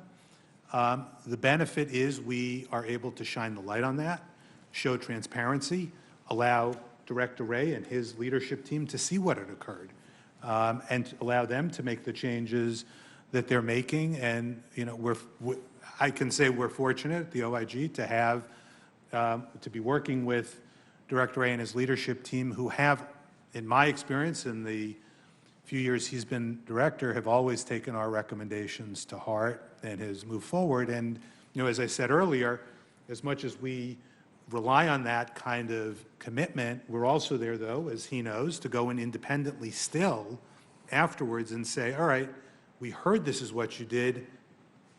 Now, what do we think of that? And then we report to you and to them. And so the public can know that that follow-up is going to occur. This isn't the end of our work, not in the least. It's not the end of the FBI's work, as you heard from the director. It's not the end of ours. We're going to go back once they've reported to us what they've done formally in all of the steps we've asked them to do and others that they say they are doing, and we've already gotten informal reports in that regard. And then we'll go back and we will write up ourselves and document what our thinking is, report to them. We are still, just to give a sense of to the public, and I know you know this, it's now almost 20 years since our various immediate post-Patriot Act reforms from the early 2000s, and we're still doing follow-up on some of those reports. The FBI has made important steps forward, and we add additional layers. And so we keep following up, and we will keep working on this, and we will make sure that the structural reforms that need to occur, that we think need to occur in our independent judgment, will happen. But obviously, Director Wray and his leadership team are responsible from a management standpoint of making that occur. Thank you very much. Thank you, Senator Cornyn. You owe me 5 minutes. I'd like to call on Senator Ossoff to ask his questions remotely. Thank you, Madam Chair. Thank you, Inspector General Horowitz, Director Wray, for joining us. Thank you in particular, and Mr. Inspector General, for your and your team's diligent work to ascertain these facts. Could you please elaborate on the nature of the discussions between Mr. Abbott and Mr. Penny regarding potential employment for Mr. Abbott at institutions associated with USA Gymnastics or the U.S. Olympic Committee? I can. They began, as I mentioned, in a discussion that they had when they met at a bar in 2015, where Mr. Penny and Mr. Abbott discussed a future job opening, head of security at the U.S. Olympic Committee, that Mr. Abbott expected, Mr. Penny expected to occur. That initial discussion led to Mr. Abbott's interest in the position, and then there are ongoing discussions between the two of them, as we outline in the report, in emails that we've seen, where Mr. Abbott expresses his interest in the job and, equally troubling, acknowledges that it would be inappropriate for him and a conflict of interest for him to pursue the position because of the ongoing Nassar investigation. Yet, as we found in 2017, that is precisely what he did in applying for the job, which he was never ultimately interviewed for. And who initiated the discussion about employment prospects? Was that an opportunity dangled by Mr. Penny, or was it solicited by Mr. Abbott? That was an opportunity mentioned first by Mr. Penny because of his understanding that there might be a future retirement or an upcoming retirement at the U.S. Olympic Committee.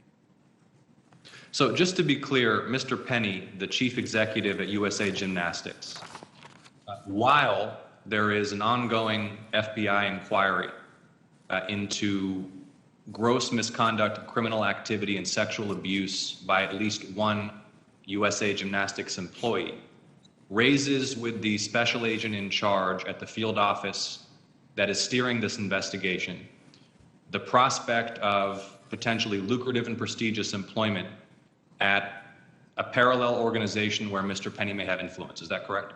That's correct. And at the same time, writing in emails, for example, how he's looking for additional information about the Nassar investigation and events as they occur. Is it within your jurisdiction, Mr. Inspector General, to make referrals for potential prosecution to the Department of Justice with respect to personnel outside of the Department of Justice components that you oversee? I want him to ask. It would not be, except in the case where perhaps they were, for example, this occurs in a prison context where they are bringing in contraband, working with a BOP employee. Those would be instances where we might. Did you make any referral to DOJ specifically with respect to Mr. Penny and his conduct in this case? That is, again, to restate it, because it is truly shocking to state it in bare and clear terms, dangling employment prospects to the special agent in charge at the Indianapolis field office, who is at least supposed to be leading the investigation of sexual abuse by USA Gymnastic personnel? We did not, and let me just explain why we did not in that case, and the challenge on Mr. Abbott with regard to the criminal issue here, which is 18 U.S.C. 208, which is the federal criminal statute, is a, I think I mentioned this earlier, challenging one, and that's being generous with speaking about how it's written, to determine whether there was a criminal violation. The challenge here was, and I'm focused on the law here as to how 208 is, because Mr. Abbott was looking for a job at the U.S. Olympic Committee, and Mr. Penny was employed by the U.S. Gymnastics Federation Association, two different entities, that situation is not clearly covered by 208, no matter how clear it would be to a layperson, the interactions between those two entities. Well, I want to explore that further with you and the process by which you make a determination about a potential criminal referral for an individual such as Mr. Penny or for Mr. Abbott in this case, and certainly willing to have ongoing discussions with you about whether or not that statute needs to be modified, where, in my view, based upon the facts that you've laid out in your report and testified to today, This is clearly something that should not just be contrary to FBI's code of conduct, but merits serious consideration of criminal prosecution for both parties to a discussion so obviously inappropriate. If it's not illegal, it should be illegal. I suspect it already is illegal, and we need to look seriously at what criminal statutes may have been violated by Mr. Abbott and Mr. Penny in having those disgusting discussions in the midst of this FBI inquiry. It brings me to another point I want to raise here, which is there's been much discussion Excuse me, about... Senator, I Yes. understand that Director Wray has a hard stop after your 5 minutes of questioning, so if you have any particular questions for him, could you put those for the record, and then you can proceed with your questions of Mr. Horowitz, if you care to. So, thank you very much, Director Wray. Thank you, Senator. I'd be happy to take your questions as a follow-up in writing, but thank you for your indulgence.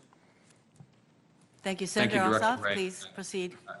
Yes, thank you, Madam Chair. Inspector General Horowitz, you've made a number of meritorious and thorough recommendations for reform, and it's our understanding, based upon Director Wray's testimony today, that many or all of them he intends to or is in the process of implementing.